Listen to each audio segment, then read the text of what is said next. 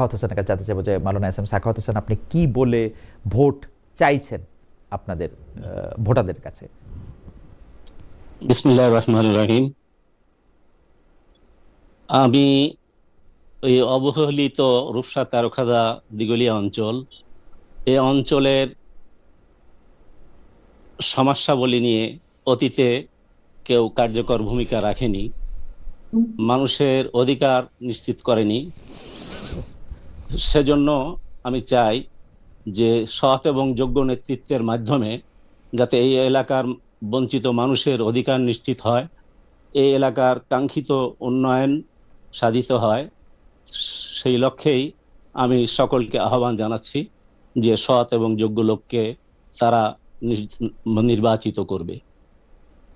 ওকে, আমার দ্বিতীয় কমন প্রশ্ন, এটা আমি আবারও হেলাল ভাই থেকে শুরু করি। হেলাল ভাই, গণভোটের প্রচারণা করছেন কিনা, হ্যাঁ বা না, কোনটার পক্ষে বলছেন? আমরা জানি যে জনাব তারেক রহমান বলেছেন যে হ্যাঁ ভোটে অংশ নিতে, কিন্তু আমরা আবার জানি যে তৃণমূলে অনেক ক্ষেত্রে বলা হইতেছে যে না ভোট দিতে। আপনার এলাকায় আপনি কোনটা অনুসরণ করছেন? দেখুন, আমি ব্যক্তিগতভাবে হা ভোটের পক্ষে। আমার দলের চেয়ারম্যানও হা ভোটের পক্ষে। এখন আমরা একটা গণতান্ত্রিক দল। হা ভোট না ভোট দেওয়ার জনগণের একটা অধিকার আছে, তিনি নাও দিতে পারেন, হাও দিতে পারেন। তবে আমরা প্রচার করছি যেন হা ভোট দেয়। যেহেতু আমার দল হা ভোটের পক্ষে, আমিও হা ভোটের পক্ষে। কিন্তু আমি একটা জিনিস লক্ষ্য করলাম, সরকার প্রথমে হা ভোটের পক্ষে প্রচারণা করে হঠাৎ থামিয়ে দিয়ে বললেন যে এতে কনফ্লিক্ট অফ ইন্টারেস্ট। আমরা প্রথমেই বলেছিলাম যে আপনি সরকার যে গণভোটের পক্ষে প্রচার করলে তাইলে তো কোনো আপনার ডেমোক্রেসি থাকলো না। এবং আরেকটা জিনিস আপনি দেখবেন যে আপনি যেহেতু গণভোটের প্রশ্ন করেছেন, আমাদের এই যে নির্বাচনটা, এই নির্বাচনটাকে উৎসব মুখর পরিবেশে করা আমাদের উচিত, এবং একটা কম্পিটিটিভ নির্বাচন, অর্থাৎ প্রতিযোগিতামূলক নির্বাচন। যে নির্বাচন শেখ হাসিনা গত 17 বছরে 3বার না 4বার করে গেছে, ওর ওই রকম নির্বাচন যেন বাংলাদেশে আর অনুষ্ঠিত না হয়, যাতে উৎসব মুখর পরিবেশে হয়। নির্বাচন কমিশনের অনেক বিধি নিষেধ। আমরা আমরা এই বিষয়গুলি নিয়ে আলোচনা আসবো। হেলাল ভাই, আপনি কি হ্যাঁ ভোট দিতে বলতেছেন লোকজন রে? হ্যাঁ, আমি বলছি তো, আমি তো নিজেই হ্যাঁ ভোটের পক্ষে। আমাকে যদি কেউ জিজ্ঞেস করে, আমি হ্যাঁ ভোটের কথাই বলবো। কিন্তু আপনি প্রচারণা করতেছেন না, তাই তো? প্রচারণা করছি, প্রচারণা করতেছেন। ওকে, মাওলানা সাখাওয়াত, আপনার কাছ থেকে একটু জানতে চাইবো যে হ্যাঁ ভোট এবং না ভোটের ক্ষেত্রে আপনার কি অবস্থা। আর আমি একটু মাওলানা সাখাওয়াত শুরু করার আগে আমি একটু আমাদের প্রোডিউসার আবির ভাইয়ের কাছে একটু জানতে চাইবো যে আবির ভাই, জনাব ইউনূস কি, তাকে কি আমরা শুনতে পাচ্ছি কিনা? শোনা মাত্রই যেন আমরা তাকে পাই আর কি। জনাব সাখাওয়াত। আমরা শুরু থেকেই হা ভোটের পক্ষেই আমরা কাজ করে আসছি। আমরা চেয়েছি যে যেন আর কোনো ফ্যাসিস্টের জন্ম না হয়, কোনো যে সংস্কারের যে বিষয়গুলো ছিল এই বিষয়গুলিতে বিএনপি অনেক ব্যাপারে নোট অফ ডিসেন্ট দিয়েছে। আমরা এগুলোর ব্যাপারে আমরা আপত্তি জানিয়েছিলাম সংস্কার কমিশনের কাছে। তো আমরা হা ভোটের পক্ষেই গেছিলাম যেন আর কোনো স্বৈরাচারের যাতে জন্ম না হয়, দেশটা যাতে মানে সুন্দরভাবে পরিচালিত হয়, তার জন্য আমরা শুরু থেকেই হা ভোটের পক্ষে ছিলাম, এখন আমরা আছি। মাওলানা এম সাখাওয়াত, এখনকার কমন প্রশ্নটা আপনাকে দিয়ে শুরু করি, তো একই ব্যাপার আর হেলাল ভাইয়ের কাছেও জানতে চাইবো। সেই কমন প্রশ্নটা হচ্ছে যে আওয়ামী লীগের সমর্থকরা রয়েছেন, তাদের ভোটাররা রয়েছেন, আপনারা তাদের ভোটারদেরকে আপনাদের বাক্সে ভোট দেওয়ার আহ্বান জানাচ্ছেন কিনা, জানাবেন কিনা? আওয়ামী লীগের সমর্থকদের প্রতি আপনাদের আচরণ এই ইলেকশনের পরে জয়ী বা বিজয়ী হলে কি হবে? একই প্রশ্ন আপনাকে আগে, মাওলানা সাখাওয়াতকে আগে জেনে নিই। আমরা সে যে কোনো দলের হোক না কেন, আমরা কোনো নিরপরাধ ব্যক্তিদের ব্যাপারে, নিরপরাধ মানুষের উপরে কোনো নির্যাতন নিপীড়ন হোক, তারা জেল জুলুমের শিকার হোক, এটা আমরা চাই না। তো সেটা আওয়ামী লীগের সাধারণ মানুষ যারা যারা কোনো অন্যায় অপরাধের সাথে সম্পৃক্ত না, জড়িত না, বা কোনো অপকর্মের সাথে জড়িত না, তাদের ব্যাপারে আমাদের কোনো কমপ্লেন নাই। হ্যাঁ, যারা দুর্নীতি করেছে, সন্ত্রাস করেছে, চাঁদাবাজি করেছে, তাদের ব্যাপারে মামলা হয়েছে, হামলা হয়েছে, সেটা বিচার হবে, বিচারের মাধ্যমে তাদের শাস্তি হোক, যেটাই হোক না কেন, এ ব্যাপারে আমাদের বক্তব্য নেই। কিন্তু সাধারণ মানুষ, সে আওয়ামী লীগ করুক আর যে দলই করুক না কেন, তাদের ব্যাপারে আমাদের কোনো অভিযোগ নেই। হ্যাঁ, তারা দেশের স্বার্থে, কারণ দেশের জনগণকে আমরা বিভক্ত করতে চাই না, সকলে মিলেমিশে আমরা দেশকে গড়তে চাই। সেক্ষেত্রে তাদের প্রতিও তারাও আমাদের সাথে মিলেমিশে কাজ করবে, এতে আমাদের কোনো আপত্তি নেই। তো সেটার ব্যাপারে আমরা সকলকে আহ্বান করতেছি, আসেন দেশ গড়ার ক্ষেত্রে এবং দেশ থেকে চাঁদাবাজি এবং দুর্নীতি বন্ধ করার স্বার্থে আমরা সবাই মিলেমিশে কাজ করি। সেভাবেই আমরা সবাইকে আহ্বান জানাচ্ছি। হেলাল ভাই, আপনার কাছে আসার আগে আমার মনে হয় যে জনাব ইউনুস মাওলানা ইউনুস আহমেদ শেখ আমাদেরকে এখন শুনতে পাচ্ছেন। মাওলানা শেখ, আপনি কি আমাদেরকে শুনতে পাচ্ছেন? আমি শুনতে পাচ্ছি খালিদ ভাই, আমি শুনতে পাচ্ছি। খুবই ইন্টারেস্টিং ব্যাপার, আমি তার মুখ নড়া দেখতে পাচ্ছি কিন্তু তাকে আমি শুনতে পাচ্ছি না। তাকে কি আপনারা শুনতে পাচ্ছেন? হেলাল ভাই, জি, আমরা শুনতে পাচ্ছি। দর্শকরা কি শুনতে পাচ্ছে? আমির ভাই, দর্শকরা শুনতে পাচ্ছে, তার মানে আমি শুনতে পাচ্ছি না আসলে। আমি শুনতে পাচ্ছি খালিদ ভাই, আমাকে শুনতে পান না এখনো? আচ্ছা ঠিক আছে, আমি এইখান থেকে শুনে নিব না, আমি আমার মোবাইল ডিভাইস থেকে শুনে নিব না। জনাব ইউনুস, অধ্যক্ষ ইউনুস, অধ্যক্ষ ইউনুস, আপনি আমাদেরকে দুটি বিষয় আমরা প্রশ্ন করেছিলাম, সেই প্রশ্ন দুটির যদি আপনি একটু জবাব দেন। একটা হচ্ছে আপনি গণভোটের প্রচারণা করছেন কিনা, এবং গণভোটে আপনি কাকে আসলে ভোট দিতে বলছেন, হ্যাঁ কে নাকি না কে। আর দুই হচ্ছে আপনি আওয়ামী লীগের ভোট আশা করছেন কিনা, বা আওয়ামী লীগের ভোট আপনি চাচ্ছেন কিনা, যাতে আওয়ামী লীগের ভোটও আপনার বাক্সে পড়ুক।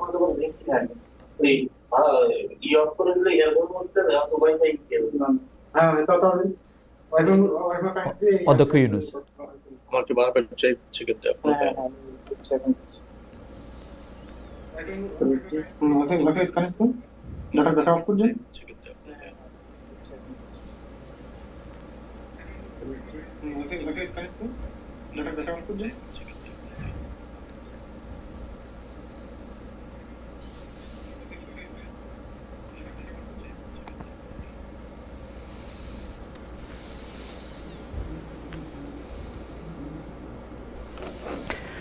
অধ্যক্ষ ইউনুসকে আসলে আমরা শুনতে পাচ্ছি না। আমরা হেলাল ভাই, তাহলে আপনার কাছ থেকে শুনি। মাওলানা সাখাওয়াত কিন্তু স্পষ্ট করে বললেন যে উনি কোনো বিভক্তি চান না।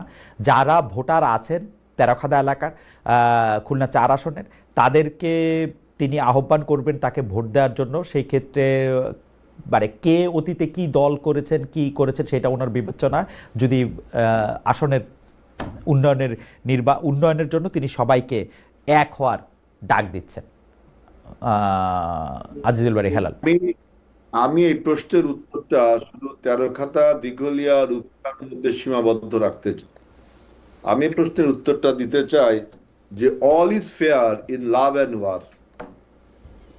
প্রেম এবং যুদ্ধে সবকিছুই বৈধ, এরকম একটা নীতি আমি দেখলাম যে আমাদের 11 দলীয় জোট নিয়েছে, যে সবকিছুই যেন বৈধ।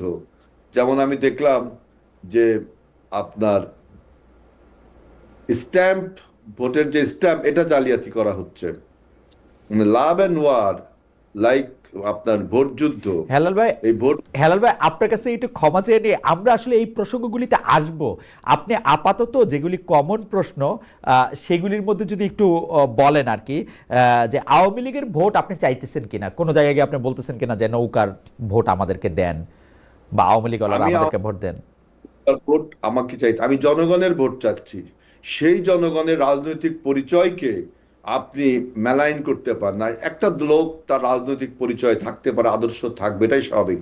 যেমন আমাদের সাখাওয়াত ভাই বা ইউনুস ভাই, তাদের একটা রাজনৈতিক পরিচয় আছে, তাদের কিছু সমর্থক আছে, আওয়ামী লীগের সমর্থকরা আছে, বিএনপির সমর্থক আর সাধারণ জনগণ আছে। আমি অ্যাজ এ পলিটিশিয়ান, আমি তেরখাদা, দিঘলিয়া, রূপসার মানুষকে বলি, সমগ্র জনগণ আপনার আমাদের উন্নয়নের স্বার্থে 17 বছরের যে আপনার কালো অধ্যায়, এই কালো অধ্যায়কে ভুলে গিয়ে জনগণ হিসেবে আপনাদেরকে নেতা নির্বাচন করতে হবে, কে আপনাদের নেতৃত্ব দেবার উপযুক্ত। এখানে আওয়ামী লীগ, বিএনপি, জামাত বা আমাদের এই যে ইসলামী ঐক্যজোট, এনসিপি, এটা আমার কাছে কোনো মুখ্য বিষয় না। কারণ আমি 40 বছর এই জাতীয় রাজনীতিতে, বিশেষ করে আমার এই অঞ্চলকে, আমার এই জন্মভূমিকে, আমার এই এই এই ভূমিপুত্র হিসাবে আমি কখনো মানুষকে রাজনৈতিক বিবেচনায়, আদর্শে বিভেদ করি না। ইভেন আমি ধর্মীয় বিবেচনায় বিভেদ করি না। আমি সবাইকে আমার এলাকার অত্যন্ত আপনজন হিসেবে ভাবি ওকে, এবং আমার সেই ক্ষেত্রে রাজনীতির সেই ক্ষেত্রে মাওলানা সাখাওয়াতের এবং আপনার অবস্থান একই, যে আপনারা কোনো বিভেদ চাচ্ছেন না, কোনো ভোটারদের কাছে আলাদা করে যাচ্ছেন না তার অতীতের উপর ভিত্তি করে, তাই তো? আমি জনগণের কাছে ভোট চাইতেছি, সেই জনগণ বিএনপি, সেই জনগণ আওয়ামী লীগও করে। ওকে, আমি মাওলানা ইউনুস আহমেদ শেখকে এখন বোধহয় আমরা শুনতে পারবো, কারণ মাওলানা ইউনুস আহমেদ শেখ, আপনি কি আমাদেরকে শুনতে পাচ্ছেন? মাওলানা ইউনুস আহমেদ শেখ এখন আবার ফ্রোজেন হয়ে আছেন। আমরা মাওলানা ইউনুস আহমেদ শেখ, আপনি কি আমাদেরকে শুনতে পাচ্ছেন? না। আবির ভাই,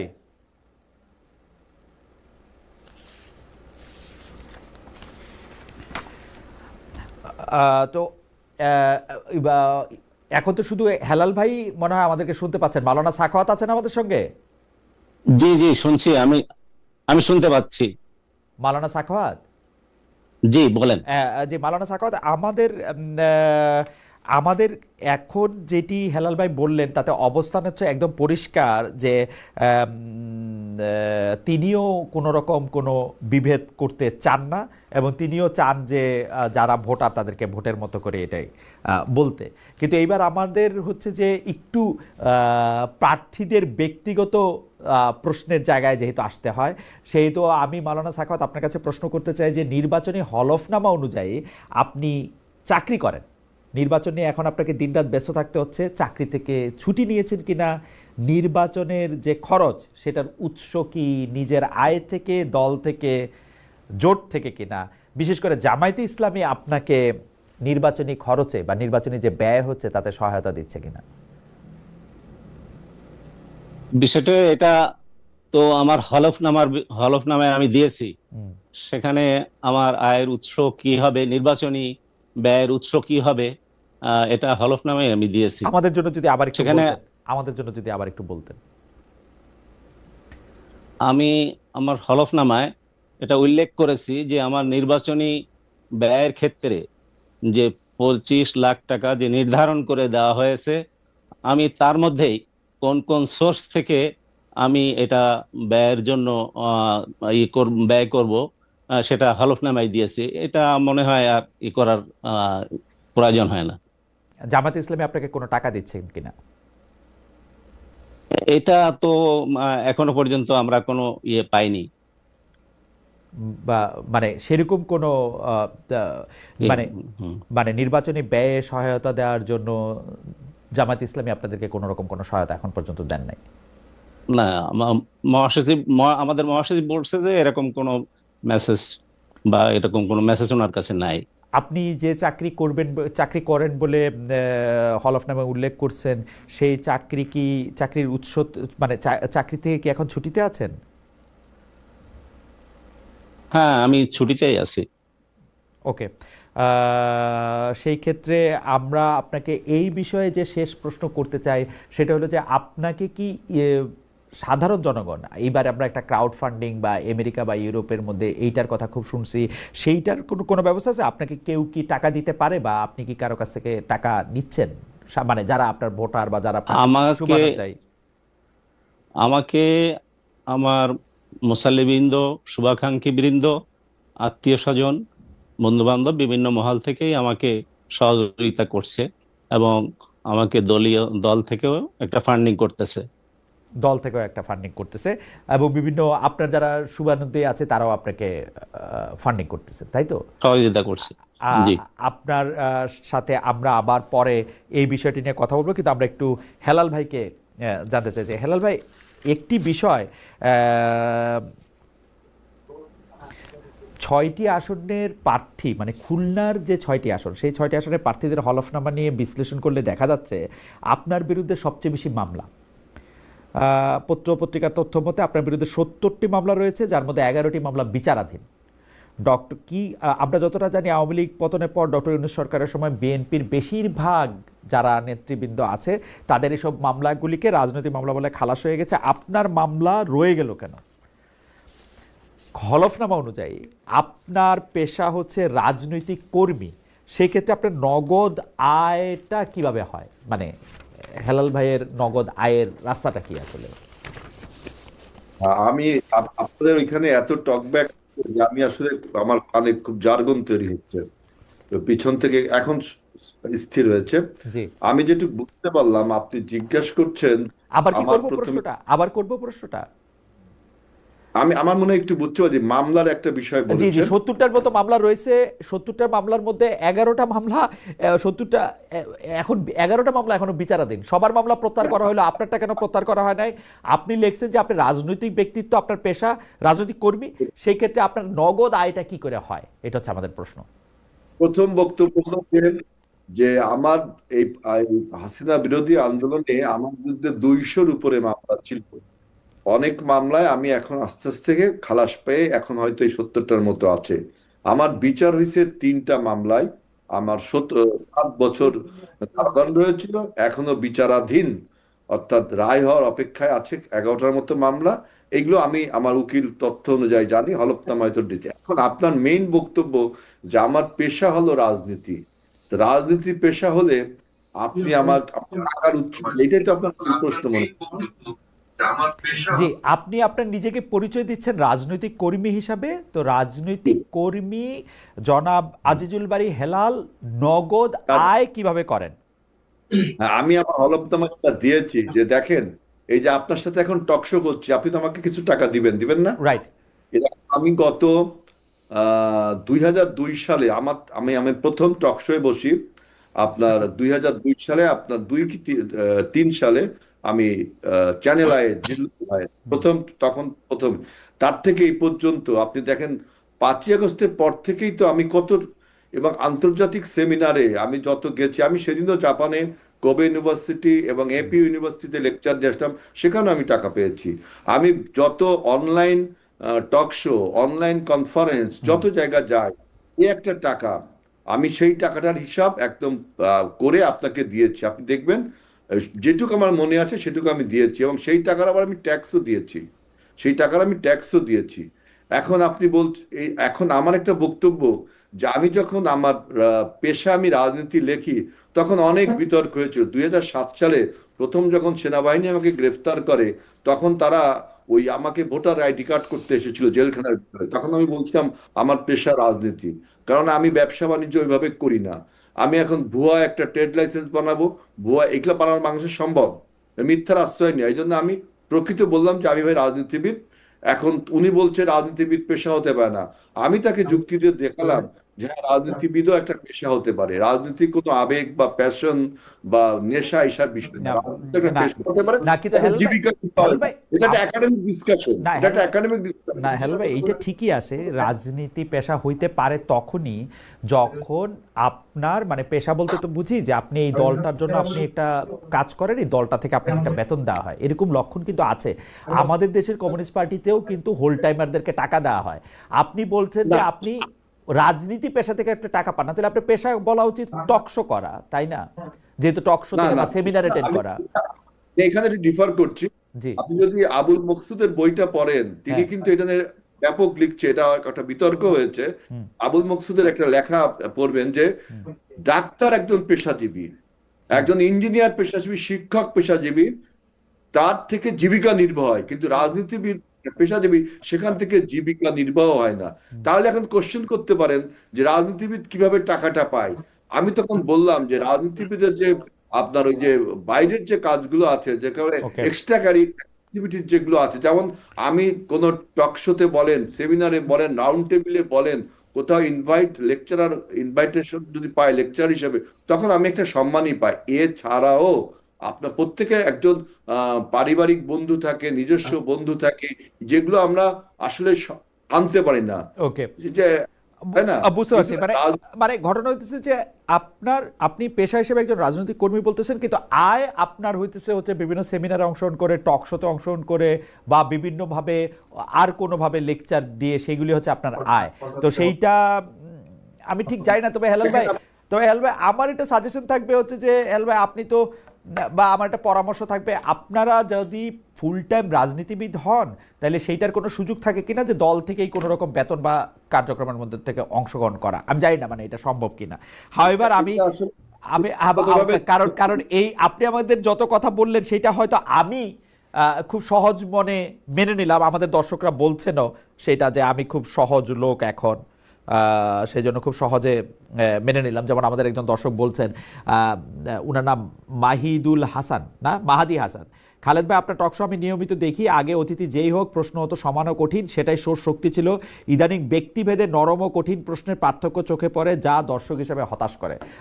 তিনি, আমার ধারণা তিনি আপনাকে উদ্দেশ্য করে বলেছেন যে আমি বোধহয় আপনাকে একটু নরম প্রশ্ন করলাম, আমি জানি না আমি জানি না হেলাল ভাই কঠিন প্রশ্ন কি হতে পারে সেটাও আমি জানি না, কিন্তু আমি আপনার কাছে আসছি। আমি আশা করতেছি, খুবই আশা করতেছি, আমি আশা করতেছি যে মাওলানা ইউনুস আহমেদ শেখ এখন আমাদেরকে শুনতে পাচ্ছেন এবং আমরাও উনাকে শুনতে পাবো। জনাব ইউনুস আহমেদ শেখ, দেখেন, আমি যদি পলিটিক্স না করতাম আপনি কি আমাকে ডাকতেন এই টক শোতে? বলেন। না, ডাকতাম না। টাকাটা কি দিতেন আমাকে? টাকাটা পেতাম? না। আপনি 5ই আগস্টের পরে আমি যত টক শো করেছি আমি দেখলাম 6-7 লাখ টাকা মনে হয় দেওয়া হয়েছে আমার ওই যে আমি তো তার চেয়ে বেশি পাই, আমি তো তার থেকে বেশি আমার পাই। কোনো আপত্তি নাই তো, কিন্তু পেশা বলতে আমি বুঝি তখন আপনি লিখেন যে আপনার আয় টক শো থেকে হয়, আপনি বক্তৃতা দিয়ে টাকা আমি পান, লিখছি তো। আপনি রাজনৈতিক কর্মী পেশাটা আমার কাছে মনে হয় পেশা তখনই হয় যে পেশা থেকে আমি আসলে টাকা পাবো। যাই হোক হেলাল ভাই, এইখানে একাডেমিক আলোচনা হতে পারে যে পেশা কাহাকে বলে, এটা একটা আলোচনা, এই ছোট্ট পরিসরে আমরা আলোচনা করতে পারবো ওকে না। ঠিক আছে, তবে আমরা অন্য বিষয়। পাসপোর্টেও দেখবেন আমার পাসপোর্টেও লেখা আছে পেশা রাজনীতি। ওকে, ও আমি অনেক রাজনীতিটা পেশা হতে পারে কিনা সেটা আমি আপনার কাছ থেকে শুনে নেব। মাওলানা ইউনুস আহমেদ শেখ, আপনি কি আমাদেরকে শুনতে পাচ্ছেন এখন? হ্যাঁ, আমি শুনতে পাচ্ছি খালিদ ভাই, আমি শুনতে পাচ্ছি। মাওলানা ইউনুস আহমেদ শেখ, আমরা দুটো বিষয়ে আপনার কাছ থেকে একটু জানতে চাইবো। প্রথম বিষয়টি হচ্ছে যে আপনি হাঁ ভোটের প্রচারণায় অংশ নিচ্ছেন কিনা, দুই হচ্ছে দুই নাম্বার বিষয়টাই হচ্ছে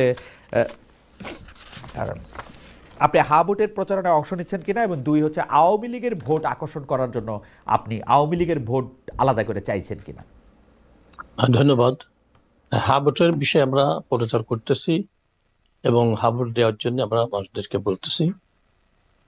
আর যেটা জানতে চেয়েছেন আওয়ামী লীগের ভোট, যেহেতু সর্বস্তরের মানুষ আমাকে ভালোবাসে, শ্রদ্ধা করে, সম্মান করে, আমি এখানে কোনো বিভেদ দেখতে চাই না, বিভেদ সৃষ্টি করতেও চাই না। সর্বস্তরের মানুষকে আমি সম্ভবভাবে দেখেই তাদের থেকে আমরা ভোট আশা করতেছি এবং ভোট চাচ্ছি। সর্বস্তরের মানুষকে আমি সম্ভবভাবে দেখেই তাদের থেকে আমরা ভোট আশা করতেছি এবং ভোট চাচ্ছি। মাওলানা ইউনুস শেখ, আমি আরেকটি বিষয়ে আপনাকে একটু প্রশ্ন করতে চাই, যেহেতু আপনাকে পাইলাম, সেটা হচ্ছে নির্বাচনী হলফনামার তথ্য মতে আপনি ব্যবসা করেন, নির্বাচনের খরচ কি আপনি বহন করছেন নাকি দল থেকে কোনো সহায়তা করা হচ্ছে? আমি একটু মাঝখানে বলে রাখি আবির ভাই, আপনি আমাকে ওই যে আমার ইয়ারপিসটা একটু দিয়ে যান তো। আমি একটু মাঝখানে বলে রাখি আবির ভাই, আপনি আমাকে আমার ইয়ারপিসটা একটু দিয়ে যান তো। আমি একটু মাঝখানে বলে রাখি আবির ভাই, আপনি জি আমার ইয়ারপিসটা একটু দিয়ে যান তো।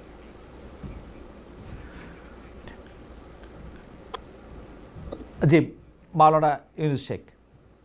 জি জি, হ্যাঁ, আমি নিজের থেকেও কিছু খরচ করছি এবং আমার হিতাকাঙ্ক্ষী যারা আছে, বিশেষ করে আপনারা জানেন আমাদের সংগঠন দলীয় কর্মীদের সহযোগিতা থাকে, যারা নেতা কর্মী তারা সহযোগিতা করেন, সেই সাথে আমাদের আপনজন, পরিবার পরিজন যারা আছেন, বন্ধু বান্ধব, তারাও সহযোগিতা করতেছেন।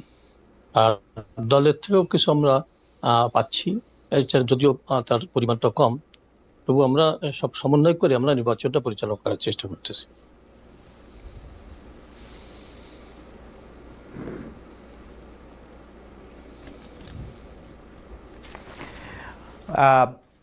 আপনাকে ধন্যবাদ জনাব ইউনুস আহমেদ শেখ। আপনাকে আমরা এই পর্যায়ে আমরা একটু মাওলানা এস এম সাখাওয়াতকে একটু শুনতে চাই যে জনাব এস এম সাখাওয়াত হোসেন, আপনারা বলছেন 10 বা 11 দলীয় জোটের সব দলই বলছে আসলে আপনাদের জোট আদর্শগত নয়, এটা শুধু নির্বাচনী সমঝোতা। আপনাদের সঙ্গে আগে থেকেই মানে এটা মাওলানা সাখাওয়াতকে যেহেতু আমি আগে থেকে ফলো করি, সেজন্য আমি জানি যে জামায়াতের আকীদাগত কিছু মতপার্থক্য রয়েছে। জামায়াত যা বলছে তারা সংসদীয় গণতন্ত্র, জুলাই সনদ মেনে রাষ্ট্র চালাবে। আপনারা এইসব বিষয়ে একমত কিনা? খেলাফত ছাড়া অন্য কোনো ব্যবস্থার প্রতি আপনি বা আপনার দল আস্থা রাখে কিনা? বা আমরা একটু মাওলানা সাখাওয়াতকে শুনতে চাই। বিষয়টা হলো, আমরা খেলাফত রাষ্ট্র ব্যবস্থা প্রতিষ্ঠার জন্যই আমরা কাজ করে আসছি, কিন্তু আমরা অতীতে 4 দলীয় জোট গঠন করেছিলাম, তখনও জামাত ইসলামও আমাদের সঙ্গে ছিল, ইসলামী ঐক্য জোট ছিল, তো মোট 4টি দল ছিল। তো জামাত ইসলামের সাথে রাজনৈতিক ঐক্য হয়েছিল। তো এখনো আমরা যেটা করছি যে এটা রাজনৈতিক ঐক্য, এটা আদর্শিক ঐক্য না। যেহেতু মানে স্বাধীনতার পরবর্তী 54 বছরে দেশের উন্নয়নে এবং যখন যে দল ক্ষমতায় আসছে পালাক্রমে, কেউ এদেশের কাঙ্ক্ষিত উন্নয়ন, মানুষের অধিকার নিশ্চিতকরণ, চাঁদাবাজি এবং দুর্নীতিমুক্ত দেশ গড়া, এ ব্যাপারে তারা কার্যকর ভূমিকা রাখেনি। তাই আজকে যারা স্বাধীনতার সার্বভৌমত্বকে লালন করে, জুলাই আন্দোলনকে লালন করে, যারা দেশপ্রেমিক, এই সমস্ত লোকের সমন্বয়ে এবং কয়েকটি ইসলামিক দলের সমন্বয়ে 11 দলীয় জোট গঠন হয়েছে। এটা রাজনৈতিক ঐক্য, এটা আদর্শিক বা ইসলামিক ঐক্য না, এটা রাজনৈতিক না, ঐক্য। কিন্তু মাওলানা সাখাওয়াত, আমি আপনার একটা জনসভার বক্তব্যের ভিডিও দেখতেছিলাম, সেখানের মধ্যে আপনি বলতেছিলেন যে আপনাদের জোট বিজয়ী হলে ইসলামী সরকার গঠন করবেন। এই ইসলামী সরকার বলতে আপনি কি বুঝতে চাইছেন? মানে এই ইসলামী সরকারটা কি জামায়াতে ইসলামীর ইসলামী সরকারের মতো একই রকম, নাকি এইটার মধ্যে কোনো পার্থক্য আছে? যেমন আমি আপনাকে একদম ধরাই দেই যে গত কয়েক মাস ধরে হেফাজতে ইসলামের আমির এমন বক্তব্য দিচ্ছেন যে জামায়াত ক্ষমতায় গেলে আকীদার অনুসারীদের বিপদ হতে পারে। জামায়াত আবার নির্বাচনী ইশতেহারে জানিয়েছে তারা ক্ষমতায় গেলে নারীদের মন্ত্রী করবে, নারীদের চাকরি বাকরি পরিবেশ নিরাপদ করতে আরো নজর রাখবে। এসব বিষয়ে আপনারা একমত কিনা? মানে আপনারা একই জায়গায় আছেন কিনা? আপনাদের ইসলামী সরকার আর জামাতের ইসলামী সরকার একই কিনা? আসলে ইসলামী সরকার, আমরা মদিনার ইসলাম, রাসূল সাল্লাল্লাহু আলাইহি ওয়াসাল্লাম, খোলাফায়ে রাশিদিন যে ইসলাম প্রতিষ্ঠা করে গেছেন, আমরা সেটাই প্রতিষ্ঠা করতে চাই, কিন্তু সেটা ধাপে ধাপে, একেবারে নয়, পর্যায়ক্রমে। আজকে আমরা যেটা করেছি, আজকে অতীতে যে সমস্ত দল ক্ষমতায় গেছে, তারা যেহেতু দেশের কাঙ্ক্ষিত উন্নয়ন তথা মানুষের প্রত্যাশা পূরণে ব্যর্থ হয়েছে, এজন্য যারা আজকে সমমনা ইসলামী দল এবং মানে দেশপ্রেমিক দলগুলো নিয়ে আমরা ঐক্যবদ্ধ হয়েছি, এটা রাজনৈতিক ঐক্য।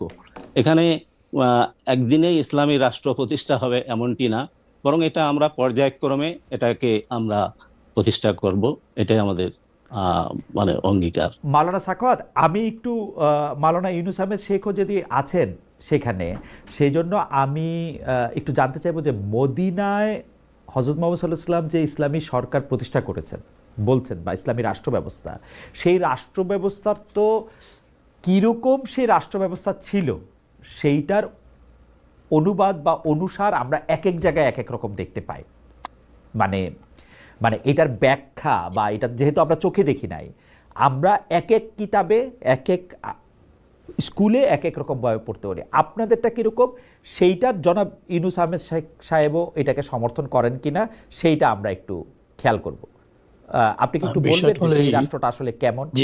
সেই রাষ্ট্রের ক্ষেত্রে কয়েকটা জায়গায় যে ধরেন সেখানে নারীদের মন্ত্রী করা সম্ভব কিনা, নারীদের চাকরি বাকরি পরিবেশ নিরাপদ করা সম্ভব কিনা, একই রকম শিক্ষা ব্যবস্থা থাকা সম্ভব কিনা, আমরা এই পাশ্চাত্যের শিক্ষা ব্যবস্থা অনুসরণ করব নাকি আলাদা করে আমাদের শিক্ষার কার্যক্রম করব, আমাদের স্বাস্থ্য ব্যবস্থা কীরকম হবে, সেই সব ক্ষেত্রে অর্থনৈতিক ব্যবস্থা কীরকম হবে, সেই সব ক্ষেত্রে আপনাদের ধারণাটা শুনে আমরা একটু জনাব ইউনুস আহমেদ শেখের ধারণাটাও একটু শুনতে চাই।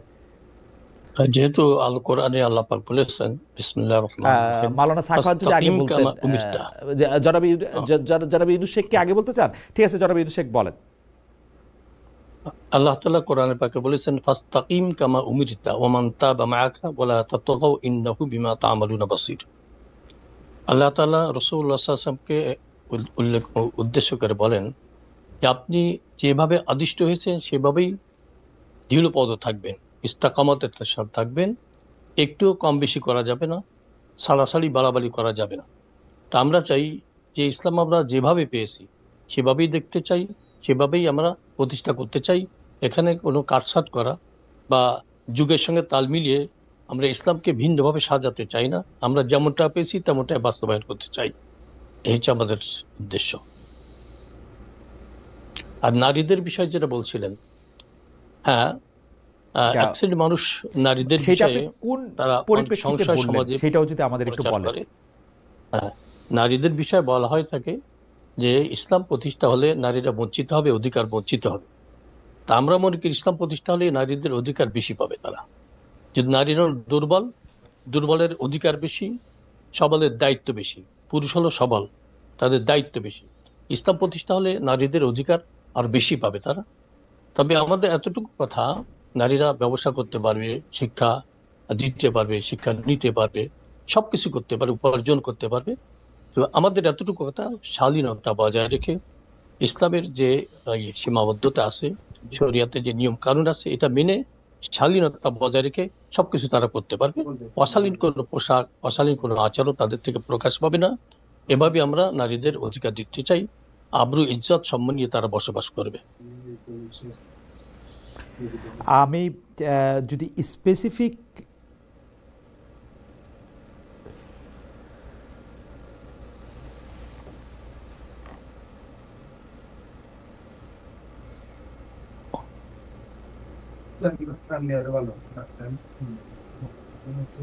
যদি স্পেসিফিক জানতে চাই যে জামাতে ইসলামীর আমির যেরকম বলছেন যে নারীদের পক্ষে জামায়াতের আমির হওয়া সম্ভব না বা দেশের নেতৃত্বে যাওয়া সম্ভব না, জামায়াত ইসলামী সেই ব্যাপারটাই তো আপনারা সমর্থন করেন, তাই তো? মানে না, আমরা বলতে চাই নারীরা পরামর্শ দিতে পারবে। যে কোনো জায়গায় দায়িত্ব পেলে, প্রাপ্তা হলে তারা পরামর্শ দিতে পারে। নারীদের বিষয় যেটা বলা হয়, কওমের নেতৃত্ব তারা দিতে পারবে না। আর রিজালু কওমুন আলা নিসা, কওমের নেতৃত্বের ব্যাপারে নিষেধাজ্ঞা আসছে। অন্যান্য সর্ব বিষয়ে তারা মাশওয়ারা দিতে পারবে, পরামর্শ দিতে পারবে। ইসলামের ইতিহাসে অনেক জায়গায় এটা পাওয়া যায়। কাজেই তাদের পরামর্শ নেওয়ার জন্য যেখানে যতটুকু প্রয়োজন সেটা নেওয়া যাবে। শুধু জাতীয় নেতৃত্বে অর্থাৎ কওমের নেতৃত্ব দেওয়ার ব্যাপারে নিষেধাজ্ঞা আসছে। আমরা এইভাবেই আমরা বিষয়টাকে দেখি।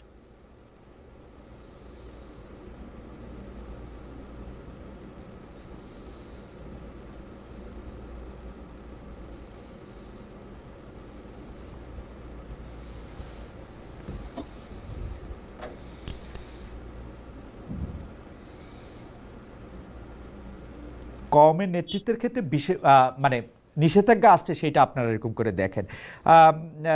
জাস্ট একটু জানার জন্য মাওলানা ইউনূস আহমদ শেখ, তাহলে একটা ব্যাখ্যায় যে আমরা দেখছি যে মাওলানা আশরাফ আলী থানভী এরকম বলছেন, যেহেতু সূরা আন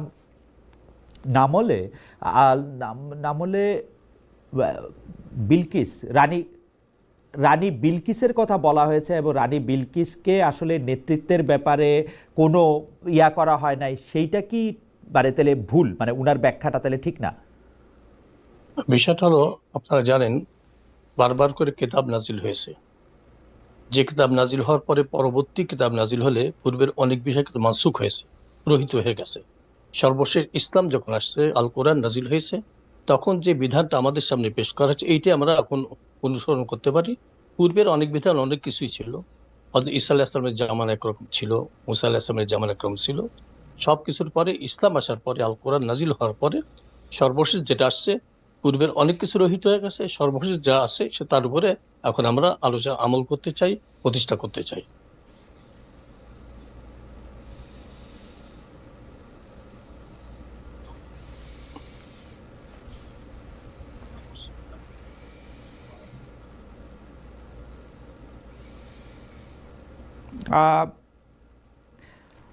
আমি আমি মাওলানা ইউনূস শেখ, আমি শুধু জানতে চাইছিলাম যে আমি কিন্তু এখন মাওলানা আশরাফ আলী থানভী পড়তেছি, উনি বলতেছেন যে বর্ণনা থেকে সুস্পষ্টভাবে প্রমাণিত হচ্ছে যে গণতান্ত্রিক রাষ্ট্র ব্যবস্থায় মহিলার নেতৃত্ব চলতে পারে, তাহলে এটা ঠিক না ওনার বক্তব্যটা, ওনার এই জায়গাটায় উনি ভুল। ওনার আলোচনার দৃষ্টিভঙ্গি উনি উল্লেখ করেছেন। আমাদের মৌলিক কথা হলো ইসলাম সর্বশেষ যেটা বিধান দিয়েছে আল কোরআন, সেটি আমরা অনুসরণ করব। তো ব্যাখ্যা বিশ্লেষণে অনেক মতপার্থক্য থাকতেই পারে, তোমার সমালোচনা করব না। তো বিষয়টা হলো আমরা বর্তমানে এভাবেই দেখতে চাই যে নারী প্রেসিডেন্ট হবে না, প্রধানমন্ত্রী হবে না, আমি তো অন্যান্য জায়গায় তাদের মানে অবস্থান থাকবে ইসলামের এবং তারা বিশেষজ্ঞ পরামর্শ নই, দিতে কিন্তু পারে। আমার এইটা একটু বোঝাটা একটু জরুরি বলে আবার আপনাকে একটু স্ট্রেস করতেছি। তাইলে যে সূরাটার মধ্যে যে রানী বিলকিসের কথা আছে ২৭ নম্বর সূরাতে আন্নামালের মধ্যে, ওইটার ক্ষেত্রে আমরা কি করব? মানে ওইটা আমরা আমলে নিব না? কোরআনে সূরা আছে ২৭ নম্বর সূরা। না, না, এটা আল কোরআন নাজিল হওয়ার অনেক আগের ঘটনা। সেটা আমি আবার বলছি যে পূর্বের অনেক বিধান রহিত হয়ে গেছে আল কোরআন নাজিলের। তো রানী বিলকিসের ঘটনা ছিল অনেক আগের ঘটনা, সুলাইমান সাহেবের সময় ঘটনা।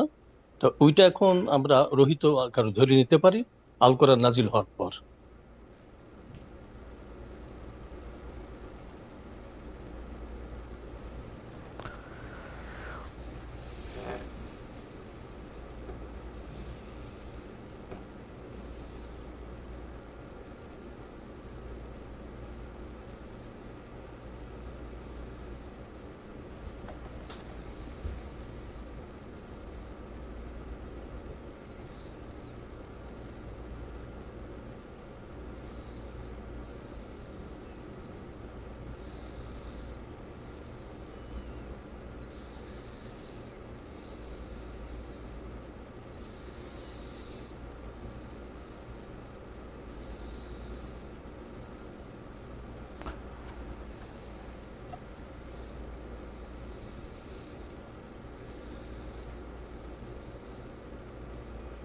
কিন্তু রোহিতের বিষয়টা কোরআনে থাকার কথা না? যদি রোহিত হইতো, আপনি কি কোরআনের এরকম কোনো আয়াত আমাদেরকে বলবেন যেখানে বলা হয়েছে যে নারী নেতৃত্ব নিষিদ্ধ? হাদিস শরীফ আছে, বুখারী শরীফের হাদিসে, যে যে কওমের নেতৃত্ব দিবে কোনো নারী, সেই কওমের ভালাই হবে না। এর আলোকেই উলামায়ে কেরাম বলেন যে নারী নেতৃত্ব হারাম। তবে নারী অন্যান্য জায়গায় তারা অবস্থান নিতে পারবে, দায়িত্ব নিতে পারবে, সেখান থেকে তারা পরামর্শ দিতে পারবে, এই সুযোগ তাদের আছে। কিন্তু কওমের নেতৃত্ব দানের ব্যাপারে এখানে নিষেধ আছে। আর কোরআন পাকে আয়াতে এতটুকু পাওয়া যায়, আর রিজাল কাওয়ামুন আলা নিসা, অর্থাৎ নারীদের উপর প্রাধান্য পাবে পুরুষের কর্তৃত্ব, এটা কোরআনে পাকে পাওয়া যায়।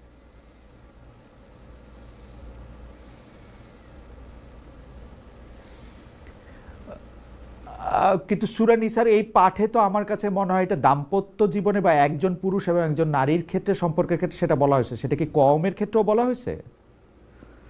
না, একটা আয়াতের অর্থ শুধু একই জায়গায় যে বাস্তবায়ন হবে এটা না, ব্যাপক অর্থ হয়।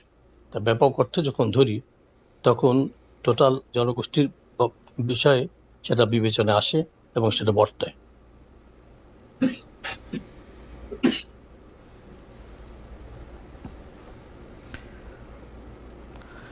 ওকে, ঠিক আছে। মাওলানা ইউনূস আহমেদ শেখের কথা আমাদের কাছে পরিষ্কার। আমরা একটু মাওলানা সাখাওয়াতের কাছে যেতে চাই। জনাব আজল বারী হেলালের কাছে আসার আগে, জনাব আজল বারী হেলাল, আমরা জনাব এম সাখাওয়াত, আপনিও কি এই বক্তব্যের সাথে একমত কিনা? আপনি জনাব ইউনূস আহমেদ শেখের কাছে যখন তিনি কওমের নেতৃত্বের ব্যাপারে কথা বলছিলেন, তখন আমি আবার এই কোটটি পড়তে চাই। সেই কোটটি হচ্ছে ভারতবর্ষের বিখ্যাত আলেম মাওলানা আশরাফ আলী থানভীর। সকল বিবেচনা করেই, কারণ হচ্ছে যে তিনি যখন এটি লিখছেন তখন এই ১০০ বছরের মধ্যে এটি বলা, যে আমি তাকে কোট করছি, কোরআনে আছে বিলকিস তার সভাসদগণকে বলেন, আপনাদের উপস্থিতি ব্যতীত আমি কোনো বিশেষ সিদ্ধান্ত গ্রহণ করি না। এই উক্তি থেকে প্রমাণিত হচ্ছে সেই রাষ্ট্রের রাষ্ট্রীয় পদ্ধতি শাসনতন্ত্র অনুসারেই হোক বা বিলকিসের স্বাভাবিক অনুসৃত নীতি অনুসারেই হোক গণতান্ত্রিক পদ্ধতির অনুরূপী ছিল। বিলকিসের মুসলমান হবার পর তার রাষ্ট্রাধিকার কেড়ে নেবার কোনো প্রমাণ নেই, বরং তার রাজ্য যে আগের মতোই বহাল ছিল ইতিহাসে তার যথেষ্ট প্রমাণ আছে। বিলকিসের রাজত্বে ও রাজ্য শাসন পদ্ধতির প্রতি কোরআনে কোনোরূপ অবজ্ঞা বা অসমর্থন জ্ঞাপন করা হয়নি। সুতরাং বর্ণনা থেকে সুস্পষ্টভাবে প্রমাণিত হচ্ছে যে গণতান্ত্রিক রাষ্ট্র ব্যবস্থায় মহিলার নেতৃত্ব চলতে পারে। দৈনিক আজাদ 22 অক্টোবর 1964। তিনি এই বক্তব্য, তাকে কোট করা হচ্ছে তখন যখন রাষ্ট্রপ্রধানের পদে মহিলা নির্বাচন জায়েজ 10 জন আলিম এই বক্তৃতা দিচ্ছেন। আমি মাওলানা সাখাওয়াতের কাছে প্রশ্নটি আরেকটু ইলাবোরেট করতে চাই। যে ক্ষেত্রে কোরআনের, আমি জানি না সূরা নিসার যে জায়গা বলা হচ্ছে যে নারী নেতৃত্ব করা যাবে না, সেই জায়গা অনুসারে গণতন্ত্রকে কিভাবে আপনারা সাপোর্ট করেন? 1। 2, জামায়াতে ইসলামী যখন একজন নারী প্রধানমন্ত্রীর ক্যাবিনেটে বা জোটে যোগ করছিল তখন এটা অন্যায় হয়েছিল কিনা? জনাব মাওলানা সাখাওয়াত, সাখাওয়াত হোসেন। বিষয় হলো, গণতান্ত্রিক রাষ্ট্র আমাদের বাংলাদেশ। আসলে গণতন্ত্রকে যে মানে যেভাবে আমাদের দেশে প্রচলিত, এটা আসলে ইসলাম সমর্থিত না। কিন্তু আমরা এর ভিতরে থেকেই আমরা জনগণকে আমরা পুরোপুরিভাবে ইসলামিক নীতির দিকে আমরা তাদেরকে আকৃষ্ট করে ইসলামী নীতিতে উদ্বুদ্ধ করে আমরা প্রকৃত ইসলামাইজ করতে চাই। তো তার জন্য আমাকে যদি নির্বাচন বর্জন করতে হয়, তাহলে আমি জনগণের কাছে দ্বার প্রান্তে আমি পৌঁছতে পারবো না। এই জন্য আমরা এই প্রক্রিয়ার মধ্যে আমরা অংশগ্রহণ করে আমরা জনগণকে উদ্বুদ্ধ করে আমরা ইসলামকে পরিপূর্ণ সঠিক ইসলামকে তাদের কাছে পৌঁছে দিয়ে তাদেরকে এর সমর্থক বানিয়ে একটি পর্যায়ে যে খাঁটি ইসলাম রাসূল সাল্লাল্লাহু আলাইহি ওয়াসাল্লাম এবং খুলাফায়ে রাশিদিন যেভাবে ইসলামকে প্রতিষ্ঠা করেছিলেন এবং শাসন ব্যবস্থা কায়েম করেছিলেন, সেদিকেই সবাইকে আমরা উদ্বুদ্ধ করে আনতে চাই। আমরা নারীর ব্যাপারে যে কথাটা বলা হয়েছে, না এই বিষয়টা একটু যদি মাওলানা সাখাওয়াত এই বিষয়টি যদি একটু পরিষ্কার করতেন যে গণতন্ত্র আপনার ইসলামে সাপোর্ট করে না বা গণতন্ত্র ইসলামের মধ্যে জায়েজ না, তা আপনার একটা না জায়েজ জিনিসের মধ্যে দিয়ে গিয়ে একটা মানে ইসলামিক শাসনের দিকে জনগণকে আনতে চাচ্ছেন, আপনারা একটা অভ্যুত্থান করেন, জনগণকে বুঝান, মানে অভ্যুত্থান মানে কোনো সশস্ত্র অভ্যুত্থানের দরকার নাই, জনগণকে বুঝান যাতে ইসলাম কায়েম হোক। কিন্তু আপনারা গণতন্ত্রের মধ্যে গিয়ে যদি সেই গণতন্ত্রকে অস্বীকার করেন, তো সেইটা মুনাফিকি হয় কিনা মাওলানা সাখাওয়াত? বিষয়টা হলো যে অভ্যুত্থান, এটা তো এটা করতে গেলেও একটা জনসমর্থনের দরকার। আর সে জনগণ আজকে উদ্বুদ্ধ যে এই নির্বাচনের মাধ্যমে জনগণ একটা জায়গায় আসে। আমরা জনগণকে সেইভাবে এক জায়গায় নিয়ে এসে আমরা জনগণকে উদ্বুদ্ধ করে আমাদের সাথে সংশ্লিষ্ট করে আমরা পরবর্তীতে ওই যে কথা বলছেন একটা অভ্যুত্থান, সেদিকে আমরা কিন্তু একটু আগে মাওলানা সাখাওয়াত একটু আগে আপনি বলতেছিলেন যে আপনি জুলাই সনদ বা জুলাই চার্টারকে আপনি হ্যাঁ বলতে বলবেন, যে গণভোটের যে হ্যাঁটা, সেই গণভোটের হ্যাঁটা বললে এটা তো আরো বেশি গণতন্ত্রের কাছে যাওয়া, আরো বেশি মানে যেটাকে আপনারা মানে অ ইসলামিক শাসন ব্যবস্থা বলতেছেন, রাষ্ট্র ব্যবস্থা বলতেছেন, সেটার দিকে যাবে। তো আপনারা দুইটা এরকম একটা দ্বিচারী অবস্থান আপনারা কেন নিবেন? আপনারা কি জনগণকে বলতেছেন যে গণতান্ত্রিকভাবে আপনারা আমাদের ভোট দেন, তারপর আমরা গণতন্ত্রই পাল্টাই দিব, আমরা একটা খেলাফতের মধ্যে চলে যাব, এটাকে আপনারা জনগণকে বলতেছেন? আমরা বিষয় হলো আমরা দীর্ঘ 16-17 বছর পর্যন্ত যে দুঃশাসন আমাদের উপরে চাপিয়ে দেওয়া হয়েছিল, আমরা বিএনপি সহ আমরা বিরোধী দল সমূহ আমরা আন্দোলন সংগ্রাম করেছি, কিন্তু সে আন্দোলন সংগ্রামের মাধ্যমে তাদের পতন হয়নি। তো একটা কথা আছে, যদি আল্লাহ ছাড় দেন কিন্তু ছেড়ে দেন না। তো এই অবস্থাটাই তাদের উপরে বর্তাইছে যে কিছু ভার্সিটি, কলেজ, মাদ্রাসার ছাত্র জনতা ঐক্যবদ্ধ ভাবে কিছুদিন আন্দোলন করছে। তো তাদের যেহেতু ওই শের যে পুড়ে গেছে, তাদের পাপের মানে পরিপূর্ণ হয়েছে, এই জন্য আল্লাহ তাআলা তাদের পতন ঘটিয়েছে, ফ্যাসিস্টের পতন হয়েছে। এখন একটা সময় আসছে যে আমরা ঐক্যবদ্ধভাবে দেশকে গড়ার এবং দেশের পরিবর্তন আনার জন্য এবং কাঙ্ক্ষিত মানে যে স্বাধীনতা পরবর্তীত মানুষের যে প্রত্যাশা ছিল, সে প্রত্যাশা পূরণের জন্য আমরা রাজনৈতিকভাবে একটা ঐক্য গড়ে উঠেছি। এই ঐক্যের মাধ্যমে আমরা দেশের মধ্যে শান্তি প্রতিষ্ঠা করতে চাই এবং আমরা দুর্নীতিকে ইগনোর করতে চাই, আমরা চাঁদাবাজিকে চিরতরে আমরা এটাকে বন্ধ করতে চাই এবং দুর্নীতিমুক্ত উন্নয়ন করতে চাই এবং দেশের মানে দেশকে মানে গঠন করার জন্য এবং দেশের সকল ধরনের এই সমস্যা সবই সমাধানের জন্য যা কিছু প্রয়োজন সেটা আমরা করতে চাই। মাওলানা সাখাওয়াত, এইটা ঠিকই আছে। আমি যেটা বুঝতে চাইতেছিলাম যে আপনারা যে শাসন ব্যবস্থার মধ্যে আমূল পরিবর্তন চান, সেটিকে আপনারা জনগণকে বলতেছেন যে আপনারা গণতান্ত্রিক ব্যবস্থায় যে আপনারা বিশ্বাস বা আস্থা কোনোটাই রাখেন না, সেটাকে আপনারা বলতেছেন? আমরা তো এখন যে নির্বাচন, এটা আমরা গণতন্ত্রের মাধ্যমেই এই নির্বাচনে আমরা মানে এর মধ্যে আমরা প্রবেশ করেছি। আমরা এই নির্বাচন এভাবেই আমরা নিয়ে আসতে যাচ্ছি এবং এর মাধ্যমে জনমত তৈরি করার মাধ্যমে আমরা ধাপে ধাপে মানুষকে বুঝায় ইসলামের পথে সঠিক মানে তাদের নিয়ে। ঠিক আছে, আপনিও কি ঠিক আছে, এটা বুঝতে পারলাম। গণতন্ত্রের ক্ষেত্রে আপনারা আসলে গণতন্ত্র প্রক্রিয়ায় যদি জনগণ আপনাদেরকে ভোট দেয়, তাহলে গণতন্ত্র যে পরবর্তী ধাপ, যেটাকে আপনার গণতন্ত্র প্লাস বলতেছেন বা গণতন্ত্র বলতেছেন না যেটা, সেইটার মধ্যে আপনারা যাবেন, সেটাও ঠিক আছে। ইসলামের নারী নেতৃত্ব কওমের নেতৃত্ব দিতে পারবে না, জনাব ইউনূস আহমেদ শেখ বলতেছেন, সে বিষয়ে আপনি একমত কিনা ছোট করে যদি বলতেন। আসলে বিষয় নেতৃত্ব, এটা যেমন একটা মসজিদের ইমাম নিয়োগ করা হয়, সে কিন্তু একজন আলেম হয়, হাফেজ হয়, তাকেই কিন্তু মসজিদের নেতৃত্বে নিয়ে আসা হয়, তাকে ইমাম বাছাই করে তার দক্ষতা, যোগ্যতা, তার আমল, আখলাক মসজিদে অর্থাৎ ইমাম করা হয়, খতিব করা হয়। রাষ্ট্র এটা এটা এটা যেমন এই মসজিদ, এটা একটা ছোট মসজিদ, আর রাষ্ট্র একটা বড় মসজিদের আদল। তো সেখানে নেতৃত্বটাও ওরকম সৎ, যোগ্য এবং আদর্শবান লোকের নেতৃত্বের মাধ্যমে যদি আমরা দেশে নেতৃত্বে নিয়ে আসি, তাহলে দেশটা যে হবে সঠিকভাবে পরিচালিত, যে হবে পুরুষ, তাই তো? যে হবে পুরুষ। আচ্ছা, ওকে, ঠিক আছে। ওই ফাতেমা জিন্নার সময়ও এই যে আমি আশরাফ আলী থানভীকে কোট করলাম, সেই কথাই উঠছিল। তাহলে আপনিও মনে করেন যে আসলে গণতান্ত্রিক রাষ্ট্র ব্যবস্থায় নারী নেতৃত্ব দিতে পারে না, তাই তো? ইসলামে নিষেধ আছে। জি, রাষ্ট্রীয় পর্যায়ে মানে নারী নেতৃত্বটা ওইভাবে গ্রহণযোগ্য না। ওকে, রাষ্ট্রের প্রধান হবে।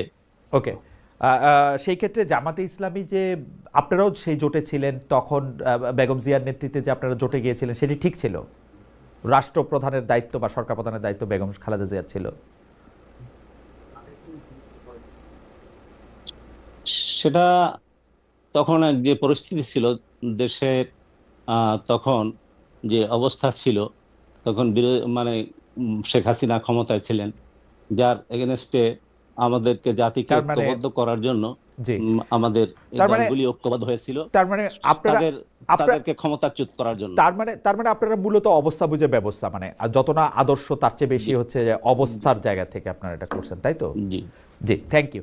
আমি একটু জনাব আজিজুল বারী হেলালের কাছে আসতে চাই। জনাব আজিজুল বারী হেলাল, জাতীয় পর্যায়ে বিএনপির শীর্ষ নেতারা, বিশেষ করে জনাব তারেক রহমান যেসব অঙ্গীকার করছেন, সেই সব অঙ্গীকারের ক্ষেত্রে, সেই সব আপনারা যখন নির্বাচনী প্রচারণায় যাচ্ছেন, সেইটার ক্ষেত্রে আপনারা কীরকম ফিডব্যাক পাচ্ছেন? কারণ আমাদের প্রধান সমস্যা বেকারত্ব, বিশেষ করে আপনার নির্বাচন এলাকার প্রধান সমস্যা বেকারত্বের অভিশাপ দূর করতে আপনার এলাকায় আসলে মাদকের দিকে প্রচণ্ডভাবে ঝুঁকে পড়েছে। আপনার এলাকায় প্রচুর পরিমাণে চাঁদাবাজি, বেআইনি অর্থ এবং যেটি বলা হয় যে, হেলাল ভাই আপনি নিজেও জানেন, আপনিও আপনার স্থানীয় নেতাকর্মীদের এই ভোট হওয়ার আগেও অনেকবার সাবধানবাণী শুনিয়েছেন যে চাঁদাবাজির ক্ষেত্রেও, সেই ক্ষেত্রে মানে এইটার কোনো পরিবর্তন বা আশার বাণী আপনারা আসলে কোনো শোনাতে পারছেন কিনা? দেখুন, ফ্যামিলি কার্ডের কথা বলছেন, সেই ফ্যামিলি কার্ডটা আমি দেখি যে আপনি সরকারের টাকা, আপনি ফ্যামিলি কার্ড 4 কোটি পরিবারকে আপনি দিয়ে দিবেন। আমি জানি না, মানে এইটা আপনি যদি একটু বলতেন যে আপনার। আমাকে একটু প্রথমে আমি ফ্যামিলি কার্ড দিয়ে শুরু করি, চাঁদাবাজিটা একটু পরে বলি, ফ্যামিলি কার্ড দিয়ে বলি। দেখেন, আমরা বললাম যে প্রথম দফায় আমরা 50 লক্ষ পরিবারকে ফ্যামিলি কার্ড দিব। জামাতে ইসলামী বাংলাদেশ, ইসলাম যাদের নামের আগেই রয়েছে, সেই দল বলে আমরা নাকি 4 কোটি পরিবারকে দিব। আপনি আমাদের নেতা তারেক রহমানের কোনো বক্তব্যে দেখাতে পারবেন? আমাদের ইশতেহার দেখাতে পারবেন? আমরা বলছি 50 লক্ষ পরিবারকে প্রথম দফায় দিব, তাই না? এখন না, আপনি বলছেন টাকা। আমি কিন্তু জনাব তারেক রহমান সাহেবের একটা পডকাস্ট, আপনি এক আপনার মিনিট হেলাল ভাই, বক্তব্য আমি কিন্তু জনাব তারেক রহমান সাহেবের একটা পডকাস্ট শুনছি, সেইখানের মধ্যে উনি এইরকম সংখ্যা উল্লেখ করেন নাই 50 লাখ 50 লক্ষ পরিবার। আপনি আমাদের ইশতেহারটা, আমাদের 8 দফা যে পলিসি, ইকোনমিক পলিসি, ওইখানে আমাদের বক্তৃতাগুলো দেখবেন।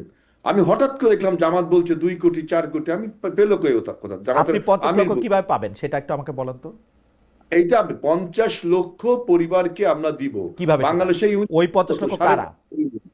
হ্যাঁ, আপনাকে বলি 5,500 ইউনিয়ন আছে, আর এই প্রত্যেকটা ইউনিয়ন হয়তো 1,000-এর চেয়ে কিছু কম কার্ড পাবে, 973-74টা কার্ড পাবে, আমরা হিসাব করে দেখি। এখন আপনি বলছেন যে এই টাকাটা আসবে কোত্থেকে, এটা আপনার একটা প্রশ্ন মনে হয় ছিল, তাই না? জি, আর টাকাটা কোত্থেকে আসবে সেটা আমার একটা প্রশ্ন। আগে আপনি আগে এই প্রশ্নের জবাব দেন, আপনি 50 লক্ষ লোক কিভাবে বাছাই করবেন?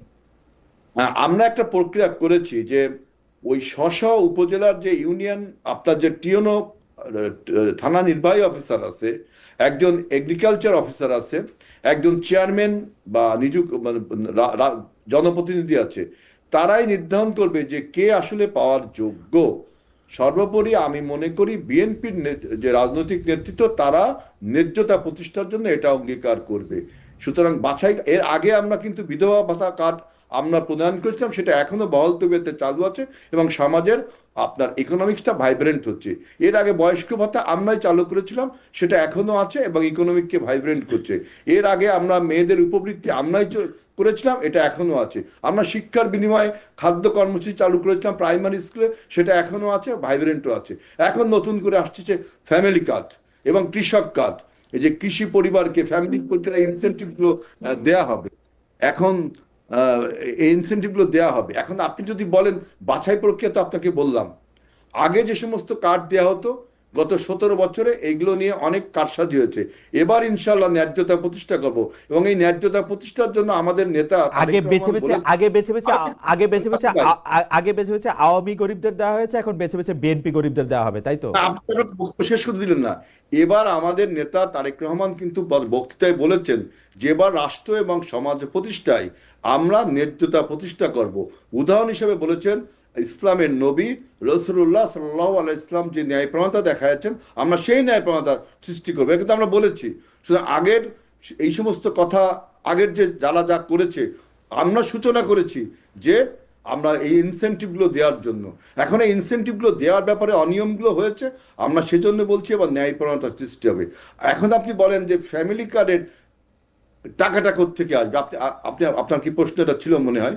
তা আমরা বলেছি তো যে আমরা যে বিধবা ভাতা, আমরা যে আপনার ওই যে বয়স্ক ভাতা, এই যে রাষ্ট্রীয় আপনার কোষাগার, বিশেষ করে উন্নয়ন বাজেট, আমাদের যে দরিদ্র বিমোচনের যে বাজেট আছে, সেই বাজেট থেকে ওই সময় কিন্তু প্রশ্ন তোলা হয়েছিল বিধবা ভাতার টাকা কোত্থেকে আসবে, কিন্তু টাকা তো আসছে, তাই না? টাকা আচ্ছা, আমার প্রশ্ন আরেকটা ধাপ আছে। আপনি এটা পরিষ্কার করলেন যে টাকা আছে, সেই টাকাকে আপনারা ভাগ করে দিবেন। আমার কথা হলো যে আপনি যখন নির্বাচনী প্রচারণায় যাচ্ছেন, এই ফ্যামিলি কার্ড লোকে বেশি পছন্দ করতেছে নাকি আপনাদের কাছ থেকে আরো বেশি চাকরির সুযোগ কিভাবে হবে সেটা বলতে চাইছি। আমি একটু আপনি কথা শেষ করেন। আমাদের একজন দর্শকের বড় ভাইরা অনেক বলতে, আমাকে একটু বলতে দেন। জি বলেন একটা সেকেন্ড একটা দর্শকের কথা একটু বলে নেই। আপনি বলেন, আপনি অনেকক্ষণ বলবেন, কারণ আপনি অনেকক্ষণ ধরে ধৈর্য ধরে আমাদের বড় ভাইদের কথা আপনি শুনছেন, সেটার জন্য আপনি আমাদের ধন্যবাদও পাবেন। কিন্তু আমি একটা দর্শকের কথা একটু আপনাকে শোনাতে চাচ্ছি। দর্শকের কথা আমি শোনাতে চাচ্ছি।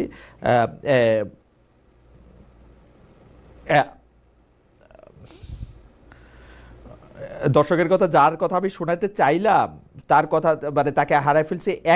একটা সেকেন্ড, আমরা আপনাদেরকে যেহেতু আমরা একটু পরে পাইছি, আমরা অনুষ্ঠানটা আর একটু বড় করতে চাই, সেটা আমরা বড় করব। যাই হোক, ওই দর্শক বলতে চেয়েছেন, আমি এটার একটু জবাব দিতে চাই। ওই দর্শক একটু বলেছেন, ওনার নাম বায়ান মিউনিক, আমি ওনাকে খুঁজে পাচ্ছি না। বায়ান মিউনিক সাহেব, উনি বলেছেন যে খালেদ ভাই, আমেরিকানরা নারী নেতৃত্ব চায় না, এখন আলেমরা না চাইলেই দোষ, ওখানে ধর্ম না চাইলেও। ভাই, আমেরিকানরা নারী নেতৃত্ব চায় কি না চায় সেটা আমেরিকানদের ব্যাপার, তাদের ধর্মে এটার মধ্যে এটা নিষেধ করা নাই। আর আপনি শুধু আমেরিকা দেখতেছেন কেন, জার্মানি, ইংল্যান্ড, নিউজিল্যান্ড প্রচুর জায়গায় নারী রাষ্ট্রকে নেতৃত্ব দিয়েছে, সুতরাং তাদের ওই জায়গা দিয়ে এটা বলা যাবে না, তাদের এখানে এটা আসে নাই। আর আলেম সাহেবের কথা বলে বলেছেন যে উনি হাদিস থেকে স্পষ্ট বর্ণনা দিলেন যে এখানে নারী নেতৃত্ব নাই। আমি কোনোটাকেই ডিফার করতে চাই না, আমি শুধু বলতেছি যে আমাকে কোরআন শরীফে দেখিয়ে দেন যে কওমের নেতৃত্ব নারী দিতে পারবে না, এটা কোরআন শরীফের কোন জায়গায় আছে? আমিও কিছুটা কোরআন পড়ি রে ভাই, আমি দেখি না এরকম কোনো কথা। সূরা নিসার কথা যেটা বলা হয়, আমার কাছে এটার অনুবাদ হচ্ছে সূরা নিসাতে একজনের শ্রেষ্ঠত্ব আরেকজনের উপর বা একজনকে আরেকজনের আলাদা হওয়ার উপর, এটা দাম্পত্য জীবন এবং পারিবারিক জীবনের ক্ষেত্রে এটা বলে। আমি আমার প্রসঙ্গের মধ্যে আসি। হেলাল ভাই, ফ্যামিলি কার্ড দিয়ে কেউ কেউ বলছেন ফ্যামিলি কার্ডের মাধ্যমে আপনারা আরও কিছু ফলোয়ার তৈরি করতে চাইছেন, আরও কিছু নিজস্ব লোককে দিতে চাইছেন, আপনারা ফিরে এসছেন যে জায়গা থেকে আপনাদের কর্মসংস্থান করার কথা সেই জায়গা থেকে। হেলাল ভাই, আমি এখন কর্মসংস্থান নিয়ে বলি। আমরা বিএনপি আগে যে বিধবা কার্ড দিয়েছি তা আমাদের ফলোয়ার তো বাড়ছেই, স্বাভাবিক। আমরা যেহেতু সমাজের উন্নয়নের মূলক এবং এই যে পাবলিক ইনসেন্টিভ গুলো দিচ্ছি, এখন কর্মসংস্থান। আমরা জানেন যে এবার আমরা বলেছি যে 20,000 কিলোমিটার খাল আমরা সারা বাংলাদেশে খনন করব। তো এই 20,000 খাল খনন করতে গেলে আপনার কত লোকের কর্মসংস্থান হবে বুঝুন একবার। এবার আপনি দেখেন আমাদের দেশে যে সমস্ত বন্ধ মিল কারখানাগুলো আপনার বেনিফিট করতে পারে, কিন্তু কোনো মতলববাজির কারণে, যেমন জুট মিল, আমাদের খুলনা অঞ্চলের জুট মিলগুলো বিভিন্ন কারণে বন্ধ হয়ে গেছে। অর্থাৎ আপনি ইউরোপ আমেরিকায় থাকেন, আপনি জানেন জুটের প্রোডাক্টসের কি চাহিদা, যেহেতু এটা ডিসপোজেবল এবং এনভায়রনমেন্ট ফ্রেন্ডলি একটা প্রোডাক্ট। আমরা এই জুট মিলগুলো অনেক মতলববাজির জন্য বন্ধ হয়ে আছে। আমরা যদি এগুলো খুলতে পারি, লাভজনক করি, তাহলে কত কর্মসংস্থান হবে। আমরা এবার বলছি যে আমাদের প্রাথমিক স্বাস্থ্যকে আপনার সার্বজনীন করার জন্য এবং সহজবোধ্য করার জন্য প্রায় 1 লক্ষ লোকরে আমরা প্রথমে স্বাস্থ্যকর্মী নিয়োগ দিব। তার মধ্যে 80% হবে আমাদের মায়েরা, আমাদের বোনেরা। তাহলে এই কত কর্মসংস্থান হবে দেখেন। কর্মসংস্থানের জন্য আমরা আইটি পার্কের কথা বলেছি, এবং আইটি পার্ক হলে আমাদের এখানে অনেক কর্মসংস্থান হবে, যে আমরা আউটসোর্সিং করতে পারবো, আপনার আইটি বিজনেস করতে পারবো। এরকম ভাবে বিভিন্ন আমরা ভাবে কর্মসংস্থানের কথা বলছি, এবং মানুষ আমাদের এই কথাগুলো বিশ্বাস করবে এই কারণে যে পূর্বে আমরা এই কাজগুলো করেছি। পূর্বে আমরা এই দেখেন পল্লী চিকিৎসক, এই প্রথাটা কিন্তু আমরা বিএনপিটা চালু করেছিলাম প্রেসিডেন্ট জিয়াউর রহমানের আমলে। সেই পল্লী চিকিৎসকরা এখনো কিন্তু আমাদের অর্থনীতিতে ভালো ভূমিকা রাখছে। অর্থাৎ আমরা পূর্বে এই সমস্ত আপনার সামাজিক মানবিক কাজ করেছি রাষ্ট্রের আপনার বেকারত্ব দূরীকরণের জন্য। এখন আমার একটা বক্তব্য, খালেদ ভাই, আউট অফ কনটেক্সট হতে পারে। আমার বক্তব্য হলো যে ইসলাম একটা প্রতিষ্ঠিত ধর্ম, এই ব্যাপারে কি কারো সন্দেহ আছে? ইসলাম যে একটা প্রতিষ্ঠিত ধর্ম। আল্লাহ রসুল আপনার বিদায় হজের 10ম বৎসের মানে 10ম হিজরিতে তিনি সূরা মাইদার একটা আয়াত তার উপর নাজির হয়, যে আপনার আয়াতটা ছিল এরকম যে আল ইয়াউমা আকমালতু লাকুম দীনুকুম ওয়া আতমামতু আলাইকুম নিয়ামতি, আজকের থেকে তোমাদের জন্য দিন পরিপূর্ণ করলাম এবং আমার নিয়ামতও তোমাকে সম্পূর্ণ করলাম। অর্থাৎ ইসলাম একটা প্রতিষ্ঠিত ব্যাপার। এটাকে নতুন করে যদি কোনো প্রতিষ্ঠা করার চেষ্টা করা হয় তাহলে কিন্তু ফ্যাসাদ তৈরি হয়। আল্লাহ নিজেই বলছে। হেলাল ভাই, ওরা তো নতুন করে, উনারা তো নতুন করে এটা প্রতিষ্ঠিত করতে চাচ্ছেন না। যা কিছু ইসলামে বলা আসে সেইভাবে কি বাংলাদেশটা চলতেছে আসলে? সেইটা করার দায়িত্ব কি ওনাদের দিয়েছেন? না, ওনারা তো সেটাই তো ওনারা জনগণের কাছে জানতে চাইতেছেন। দায়িত্ব দিলে ওনারা নেবেন। আপনারা তো করেন না ইসলামী শাসন ব্যবস্থা, আপনারা তো ইসলাম অনুযায়ী চলেন নাই, তো চলছেন। আর আপনি বুঝতেন কি করে আমি ইসলাম অনুযায়ী চলেন না? আমি কি অনইসলামিক ভাবে চলছি? হ্যাঁ, দুর্নীতি করছেন, চাঁদাবাজি করছেন, চলেন নাই তো। আর সেই উত্তরটা আমি দিচ্ছি। চাঁদাবাজি কে করছে সে উত্তর দিচ্ছে, আগে এইটা আমাকে শেষ করতে দেন। মিক্স আপ করে তো আমি কথা বলতে পারবো না।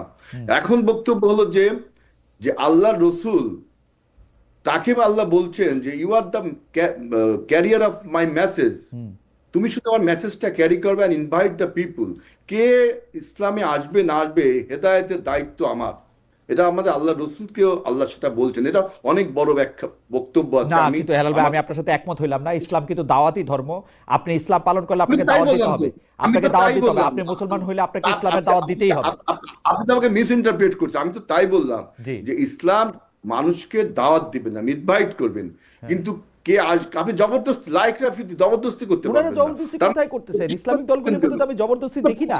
একটা ধর্ম ইসলামিক জবরদস্তির মধ্যে তো আমি কোনো জবরদস্তি দেখি না। আমি দেখি যে যখন যেমন তখন তেমন হইতে, যখন আপনাদেরকে না, প্রধানমন্ত্রী মানা ইসলামের দরকার ছিল তখন প্রধানমন্ত্রী ইসলামের ঠিক আছে, বহুরূপতা এখন প্রধানমন্ত্রী বলছেন খারাপ। খালিদ ভাই, আপনি বলছেন যে এই মদিনার ইসলাম, সিরিয়ার ইসলাম, ইসলামে এরকম কোনো বহুরূপতা আছে নাকি? ইসলাম একটাই, তার মডেল হলো রাসূলুল্লাহ সাল্লাল্লাহু আলাইহি ওয়াসাল্লাম। ইসলাম কিন্তু এতগুলো না, ইসলাম একটাই।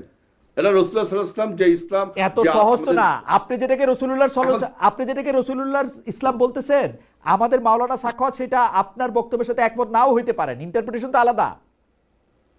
আমি তো সেটা নিয়ে দ্বিমত করছি না। আমি বলছি আমি তো ইসলামে কোনো বহুরূপতা নেই। জি ইসলাম প্রতিষ্ঠিত একটা ব্যাপার, নতুন করে প্রতিষ্ঠার কথা কেউ কাউকে বলেনি। আমরা ওকে ইসলাম দাওয়াত ইনভাইট করতে হবে, এইটা হলো বক্তব্য। আরেকটা কথা জি আমার বলতে ইচ্ছা করছে যে ইসলামে রাষ্ট্রের ধারণা আছে কিনা, আমি বহু জায়গায় প্রশ্ন করেছি, আমি এখনো উত্তর পাইনি যে ইসলামে রাষ্ট্রের ধারণা আছে কিনা, ইসলাম সমাজ বিনির্মাণ করে, এটা আমরা একটা প্রশ্ন। এখন চাঁদাবাজি নিয়ে হেল আসি। ভাই, আমি একটু আপনাকে, আপনি তো একটু একাডেমিক ধরনের মানুষ, আমি আপনি রাষ্ট্রের ধারণা পাইছেন কি আসলে বলেন তো? হবসে, লকে কোথায় পাইছেন আপনি গ্রিক রাষ্ট্রগুলির ধারণার মধ্যে? না, রাষ্ট্রের আজকে ধারণা আপনি আছে, যেটাকে রাষ্ট্র, মানচিত্র, পতাকা, আমি বলি, জাতীয় সঙ্গীতে আপনি রাষ্ট্রের যে রাষ্ট্র, এই রাষ্ট্রের ধারণা আপনি কই পাইছেন? আপনি আমাকে বলেন তো, এটা আমি কোথায় পাইছি আছে? রাষ্ট্রবিজ্ঞান থেকে। আপনি সক্রেটিসের আমলে যে নগর রাষ্ট্র ছিল, হুম হুম তাই না? হুম তারপরে আপনার হবস আর লকস যে রাষ্ট্রের ধারণা দিয়েছে, হুম বিশেষ করে রাষ্ট্র হতে গেলে কি হতে হবে, একটা নির্দিষ্ট ভূখণ্ড হতে পারে, একটা নির্দিষ্ট সীমানা হতে পারে, হুম। একটা বিভিন্ন নৃগোষ্ঠীর জনগণ হতে পারে, একটা পতাকা থাকে, তার একটা সংবিধান আচ্ছা, থাকে, তার একটা এবারে সংবিধান থাকে কিনা সেটা একটু বাদ দেন, তাহলে তো ইংল্যান্ড রাষ্ট্র না। আপনি এখানে একটু থামেন। তাহলে এই হিসাবে ইসলামের রাষ্ট্র নাই কেন? মদিনার কেন রাষ্ট্র না? ইসলামের রাষ্ট্র, মদিনার যে রাষ্ট্র, মদিনা কি আসলে রাষ্ট্র? আমি কিন্তু না না, I am not আপনি bargaining. আপনি আমার যে ধারণা থেকে আপনি বলছি, আপনি যে মদিনা কি রাষ্ট্র ছিল? আপনি যে মদিনার যে সনদ, চার্টার অফ মদিনা, আপনি যে জিজ্ঞেস করলেন সেই জায়গার মধ্যে আপনি বলেন। contract between believer and non-believer. It was not a constitution of Muslim people. It was the contract between the believer and non-believer, how they exist in the same land. It was that. It is my opinion. It is my opinion. It might be right or wrong. It's my opinion. It's my opinion. I am saying so. ওকে, যে ইসলাম, আপনার মদিনার সনদ, এটা বিশ্বাসী অবিশ্বাসীরা একই ভূমিতে কিভাবে থাকতে পারে হারমোনিতে, সেটার একটা কন্ট্রাক্ট। ওকে, যেমন হারমোনি, যেমন দেখেন আমাদের এই খুলনা 4 নির্বাচনী এলাকায়, আমি মনে করি 300 আসনের মধ্যে এই আসনে এত পলিটিক্যাল হারমোনি আমাদের মধ্যে। আমার বড় 2 ভাই, আমরা এক স্টেজে বক্তব্য পর্যন্ত দিয়েছি, এক দোকানে চা খেয়েছি। আমাদের এই যে হারমোনি, এটা আমরা বিভিন্ন দল করি, হারমোনি আছে, আমি সেটা বলছি। হেলাল ভাই ঠিক আছে, আমার মনে হয় যে হেলাল ভাইয়ের বক্তব্য পরিষ্কার। Harmony believer and non believer. Helal ভাইয়ের বক্তব্য আমার কাছে মনে হয় পরিষ্কার। আমি আবার একটু মাওলানা সাখাওয়াতের কাছে যাব, তার আগে একটু মাওলানা ইউনূস আহমেদ শেখের কাছে যাব। আমাকে একজন আবার সেই দর্শক আবার প্রশ্ন করেছেন যে বায়ান মেনে, খালেদ ভাই আপনি হাদিস বাদ দিয়ে দিবেন যেটা রাসূলের কথা, আর রাসূল যা বলেন তা আল্লাহর নির্দেশে, এটা ইসলামের মূল নীতি ভাই। জিবরাইল আলাইহিস সালামকে আসতেন না, আপনি একটু চেক করুন, আপনার জানার আগ্রহ আল্লাহ বারাক। আমি প্রথম কথা বলি ভাই, কোরআনে বা হাদিসে কোন জায়গায়, কোন সহি হাদিসে স্পষ্টভাবে আছে যে ইসলামে নারী নেতৃত্ব কম দিতে পারবেন না? এইটা আমি কমের নেতৃত্বে নারী আসতে পারবেন না, সেটা আমি ওনাদের কাছে জানতে চাইছি। নট লেস নট মোর, আমি স্পষ্ট জানতে চাইছি। তারপরের কথা হচ্ছে, আমি কোরআন শরীফকে অবশ্যই গুরুত্ব বেশি দিব, কারণ আমার কাছে মনে হয় কোরআন হচ্ছে এমন একটা কমপ্লিট ব্যবস্থা যেটার মধ্যে থেকে কি জিনিস আপনি পারবেন না, কি জিনিস আপনি করবেন, সেইটার একটা সম্পূর্ণ গাইড এটার মধ্যে দেওয়া আছে। আমার এইটা নিয়ে আমার বক্তব্য হচ্ছে এইটা। আমি মাওলানা ইউনূস আহমেদ শেখের কাছে জানতে চাইবো, আপনার জামায়াত থেকে দূরে আপনারা জামায়াত থেকে দূরে সরে যাওয়া ইসলামপন্থীদের ভোটের 1 বাক্স পলিসি বাস্তবায়িত হয় নাই, মানে ভোটের জন্য 1 বাক্স এরকম একটা পলিসি নেওয়া হয়েছিল, বলা যায় 1-1.5 বছরের উদ্যোগ ব্যর্থ হয়েছে। এখন যেটা হচ্ছে, এই আসনে জামায়াত জোট ও আপনারা আলাদা আলাদা প্রার্থী থাকার কারণে বিএনপির সুবিধা হয়ে যাচ্ছে কিনা? এই জেলার খুলনা 1 আসনে জামায়াত একজন হিন্দু প্রার্থী দিয়েছে, এই বিষয়টি বা কিভাবে দেখছেন?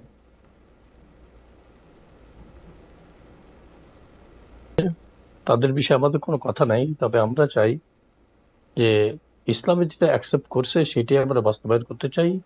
ইসলামের মধ্যে কোনো বাড়াবাড়ি ছাড়াছাড়ি না হোক, এটাই আমরা চাই। বিদেশি কোনো প্রেসক্রিপশনে চলুক, এটা আমরা চাই না। এই জন্যই মূলত আমরা ফ্রেশ থাকার জন্য, পরিচ্ছন্ন থাকার জন্য, মানে কথায় আত্মরক্ষার জন্য আমরা ওখান থেকে বের হয়ে আসছি। কারণ আমরা লক্ষ্য করেছি যে একসঙ্গে চলতে গেলে শরিয়াতের অনেক বিধান কিন্তু লঙ্ঘন হচ্ছে। এখন যদি আমরা এখানে চলতেই থাকি, এই লঙ্ঘন এবং ইসলামের ক্ষতির একটা অংশ আমাদের উপর বর্তায়। এই জন্য আমরা এক কথায় আত্মরক্ষার জন্যই, আমরা সেফ থাকার জন্যে, আমরা তাকওয়ার জিন্দেগি যাপনের জন্য আমরা মূলত আলাদা হয়েছি। কারণ আমরা লক্ষ্য করেছি দেশি বিদেশি যে কোনো চক্রান্তের কারণে হোক না কেন, ইসলামকে মডারেট করার চেষ্টা করা হচ্ছে, কাটছাঁট করার চেষ্টা করা হচ্ছে। আমরা চাই যে কাটছাঁটওয়ালা ইসলাম নয়, বরং যেটা যে অবস্থায় পেয়েছি ওইটাই আমরা বাস্তবায়ন করতে চাই। এখানে আমরা কোনো সালাসালি বাড়াবাড়ি চাই না। আর বিদেশি কোনো প্রেসক্রিপশন মোতাবেক তাদের গড়াই ইসলাম, তাদের তৈরি করা ইসলাম নিয়ে আমরা সামনে চলতে চাই না। আর ওখানে একসঙ্গে চলতে গেলে এমন কিছু সম্ভাবনা আমরা লক্ষ্য করেছিলাম।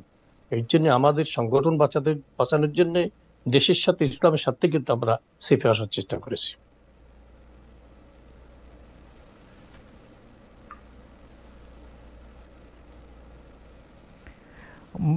মাওলানা ইউনুস আহমেদ শেখ, দুটি বিষয়, একটি যদি আপনারা বলতেন যে বাংলাদেশ ইসলামী আন্দোলন, অর্থাৎ এই চরমোনাইয়ের পীর সাহেব যে দলকে নেতৃত্ব দেন বা যে সমাজকে নেতৃত্ব দেন বা যে আদর্শের কথা বলেন, এটা নিয়েও কিন্তু অনেক প্রশ্ন আছে। অনেকেই এটাকে আসলে সঠিক ইসলাম বলতে চান না। সঠিক ইসলাম, ভুল ইসলাম, টিল্টেড ইসলাম, এই তর্ক যদি আমরা করতে থাকি, আমরা কোনো এক জায়গায় গিয়ে আসলে এটা থামতে পারবো কিনা। আপনি খুব ভালো করে জানেন যে আমাদের প্রফেট ইন্তেকালের পরে কিন্তু চারটি মানে মাযহাব শুধু না, শিয়া, সুন্নি, বিভিন্ন রকমের আমল, বিভিন্ন রকম আকীদা। আমরা আজকে নামাজ পড়তে গেলে কিন্তু দেখি যে আমাদের পাশের লোক কীভাবে নামাজ পড়ে সেটা নিয়ে আমরা খুনাখুনি পর্যন্ত করতেছি। এটা কোথাও গিয়ে শেষ হবে কিনা, আসলেই এই ঐক্যটা আমাদের দরকার কিনা, আপনি যেটাকে প্রেসক্রিপশনের মাধ্যমে ওনাদেরকে বলতেছেন সেই বক্তব্য আপনাদের উপর বর্তায় কিনা? জনাব ইউনুস আহমেদ শেখ। আমাদের আমির পীর সাহেব হুজুর বারবার বলেছেন আমাদের মধ্যে কোনো ভুল যদি থাকে ধরিয়ে আমরা শুধরাই নেব। আমরা কোনো গোলাম নিয়ে চলতে চাই না। আমাদের মরহুম পীর সাহেব, যিনি ইসলামী শাসনতন্ত্র প্রতিষ্ঠাতা, তিনি বলেছিলেন যে আমি চাই খাঁটি মুসলমান হয়ে কবরে যেতে। হ্যাঁ, আমার চলার পথে কোনো ভুল যদি আপনাদের চোখে ধরা পড়ে ধরিয়ে দিবেন, আমি শুধরায় সামনে বাড়বো। আমরা সেভাবেই চলতে চাই যে আমার কোনো ভুলের পরে আমি অটল থেকে গোলামি নিয়ে চলতে চাই না আমরা। হ্যাঁ, যদি কেউ ধরিয়ে দিতে পারেন এখানে ইসলামের কোনো ক্ষতির দিক আছে, ইনশাল্লাহ আমরা শুধরায় সামনে চলবে। এটা আমাদের দলীয় সিদ্ধান্ত, আমিরের সিদ্ধান্ত।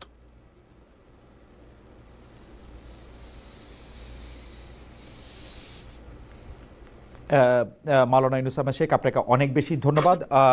আমরা একটু মাওলানা এস এম সাখাওয়াত হোসেনের কাছে আসতে চাই যে মাওলানা এস এম সাখাওয়াত, খুলনা 4 আসন বাদে 5টি আসনে জামাত নেতারাই 10 দলীয় জোটের প্রার্থী। এক্ষেত্রে আপনি ভাগ্যবান, কারণ আপনি একমাত্র জামাত নন এরকম একজন। নির্বাচনী প্রচারণায় জামায়াতের সব নেতাকর্মী আপনার পক্ষে নেমেছে, মানে বিশেষ করে জামায়াতের প্রার্থী যিনি ছিলেন মাওলানা মোহাম্মদ কবিরুল ইসলাম, আপনার পক্ষে ভোট চাইছেন কিনা? এছাড়া ইসলামপন্থীদের ভোটের বাক্স যে একটি হলো না, বিশেষ করে হাত পাখার প্রার্থী এখানে রয়েছেন, এটার প্রভাবই বা কি?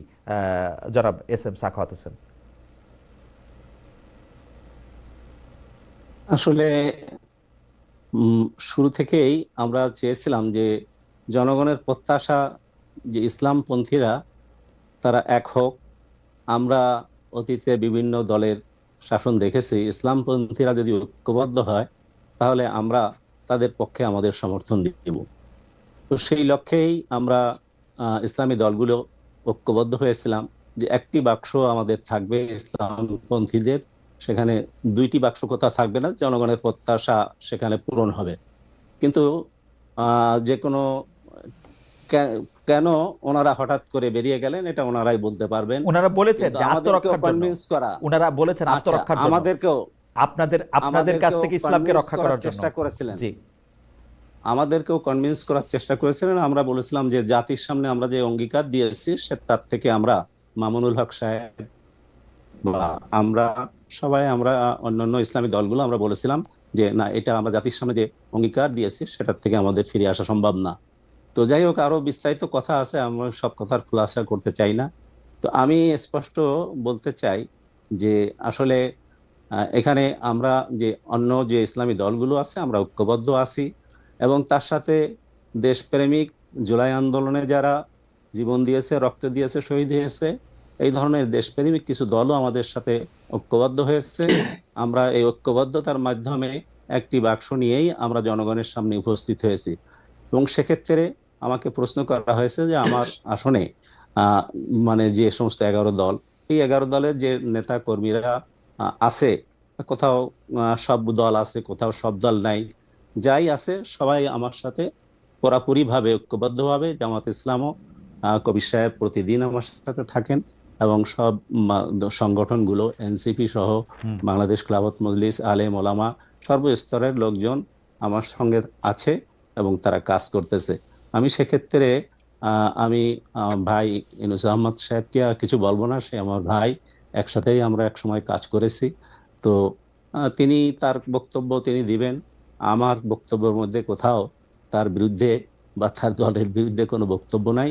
তবে ইয়ে হচ্ছে এতটুকু যে জনগণের কাছে আমাদের যে অঙ্গীকার ছিল, সেই অঙ্গীকার থেকে ওনারা চলে গেলেন, সেটা ওনাদের বিষয়।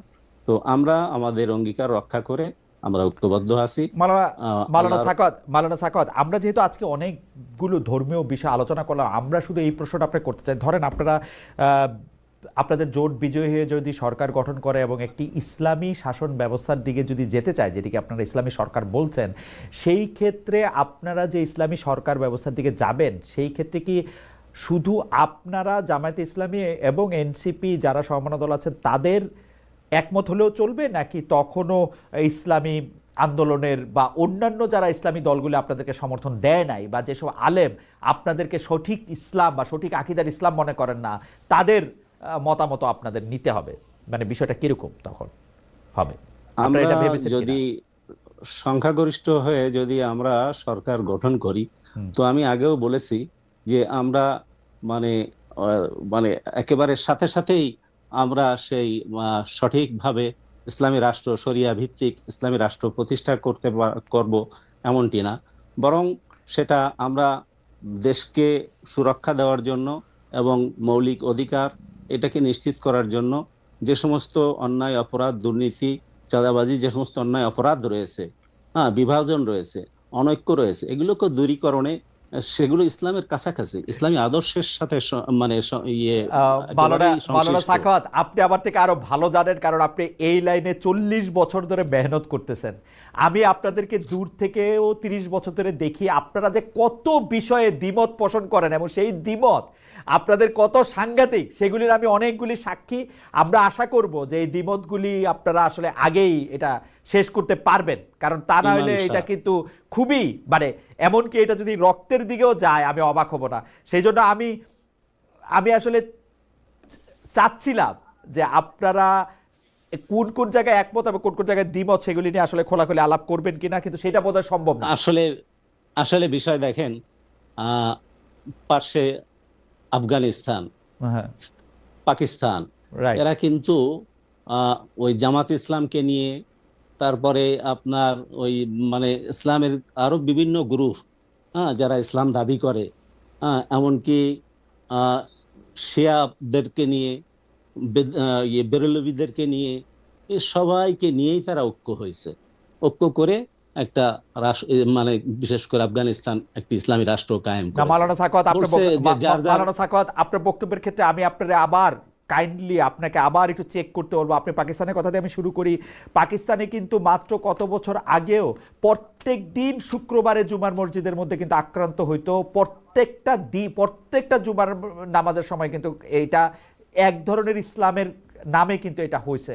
আপনি কিন্তু আফগানিস্তানের ক্ষেত্রে, সিরিয়ার ক্ষেত্রে, ইয়েমেনের ক্ষেত্রে, সৌদি আরবের ক্ষেত্রে আপনি কিন্তু দেখবেন ইয়েমেনে কিন্তু 5 লাখ লোক একসাথে মারা গেছে। আপনি কিন্তু সিরিয়াতে দেখবেন। এটা এত সহজ না মাওলানা সাখাওয়াত, আমি আপনার কাছে অনুরোধ করবো, এখানে মাওলানা ইউনূসও আছেন, এটা এত সহজ না। কিন্তু আপনি কিন্তু মনে করবেন যে আমাদের মতো 2-4টা অভদ্র লোককে আপনারা মাইরা ফেললে এটা সমস্যার সমাধান হবে না, কিন্তু কারণ ইয়েমেনে, সিরিয়াতে, আফগানিস্তানে, পাকিস্তানে, আফগানিস্তানেও তালেবান শাসনের কথা আমি আপনাকে আরেকদিন বলবো যে এইটা ছোট 2টা ঘটনা নিয়ে তালেবান শাসনদের মধ্যে, মুসলমানদের মধ্যে কি হয়েছে।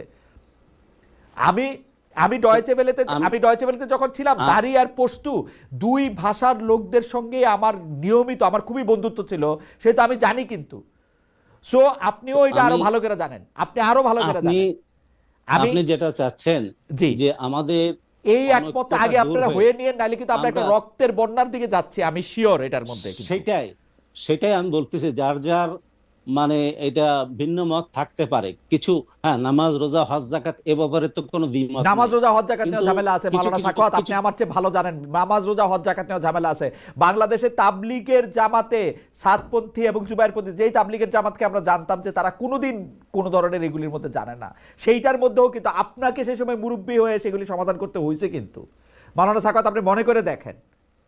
সো আমার আমার আমার আমার তো কিছু না, রাষ্ট্র ক্ষমতা আপনারা থাকবেন, আপনারা মন্ত্রী হবেন, এমপি হবেন, দ্যাটস ফাইন, কিন্তু জনগণকে বৃহত্তর বিভেদের দিকে দিয়েন না। মানে এইটার ক্ষেত্রে আপনারা মানে আমাদের রক্ষা করেন আর কি। সেটা আমরাও কামনা করি যে আমাদের ঐক্য বজায় থাকুক, আমরা জাতিকে বিভক্ত না করি, এবং ইসলামপন্থীরা মানে কিছু কম বেশি থাকলেও এটাকে একটা সমন্বয় করে আমরা যাতে ঐক্যবদ্ধভাবে চলতে মাওলানা পারি, সাখাওয়াত, আপনি জাতিকে আমার মুরব্বী, ঐক্যবদ্ধ আমি রাখতে পারি, এটা মাওলানা চেষ্টা সাখাওয়াত, করব। আপনি আমার মুরব্বী, আপনি কম বেশি কথা বলতেছেন। আমি কিন্তু সিরিয়ার কথা জানি। হ্যাঁ, সিরিয়াতে যে কারণে বম্বিং করে কতজন মুসলমানকে মেরে ফেলা হয়েছে এই এই এই এই এই এই এই রেজিমের আগের রেজিমে, মানে 2 বছর আগে পর্যন্ত কতজনকে মারা হয়েছে, আপনি একটু সবাইরে বললেন যে কটুক মত পার্থক্য ছিল এদের আর এদের, যাদেরকে মারা হয়েছে এবং যারা মারছে। আপনি আমাদেরকে একটু বললেন ইয়েমেনে সৌদি আরব যে এই ইয়াটা করলো, এইটার মধ্যে কটুক মতো পার্থক্য ছিল, আমাদের একটু বললেন। আমরা ডক্টর আমরা আমরা আমরা মাওলানা ইউনুস আহমেদ শেখকে পরে শুনবো। আমরা একটু এইবার শেষ পর্যায়ে একটু জনাব আজিজুল বারী হেলালের কাছে আসি হেলাল ভাইয়ের কথা শোনার জন্য। হেলাল ভাই, আপনি চাকরির কথা বললেন, আপনি ফ্যামিলি কার্ডের কথা বললেন, কিন্তু যে বিষয়টাতে জামায়াতে ইসলামী সবচেয়ে বেশি বাংলাদেশের মানুষের মনের কাছাকাছি যেতে পারছে, মানে জামায়াতে ইসলামী জোটের কথা আমি বলতেছি, সেটা হচ্ছে দুর্নীতি।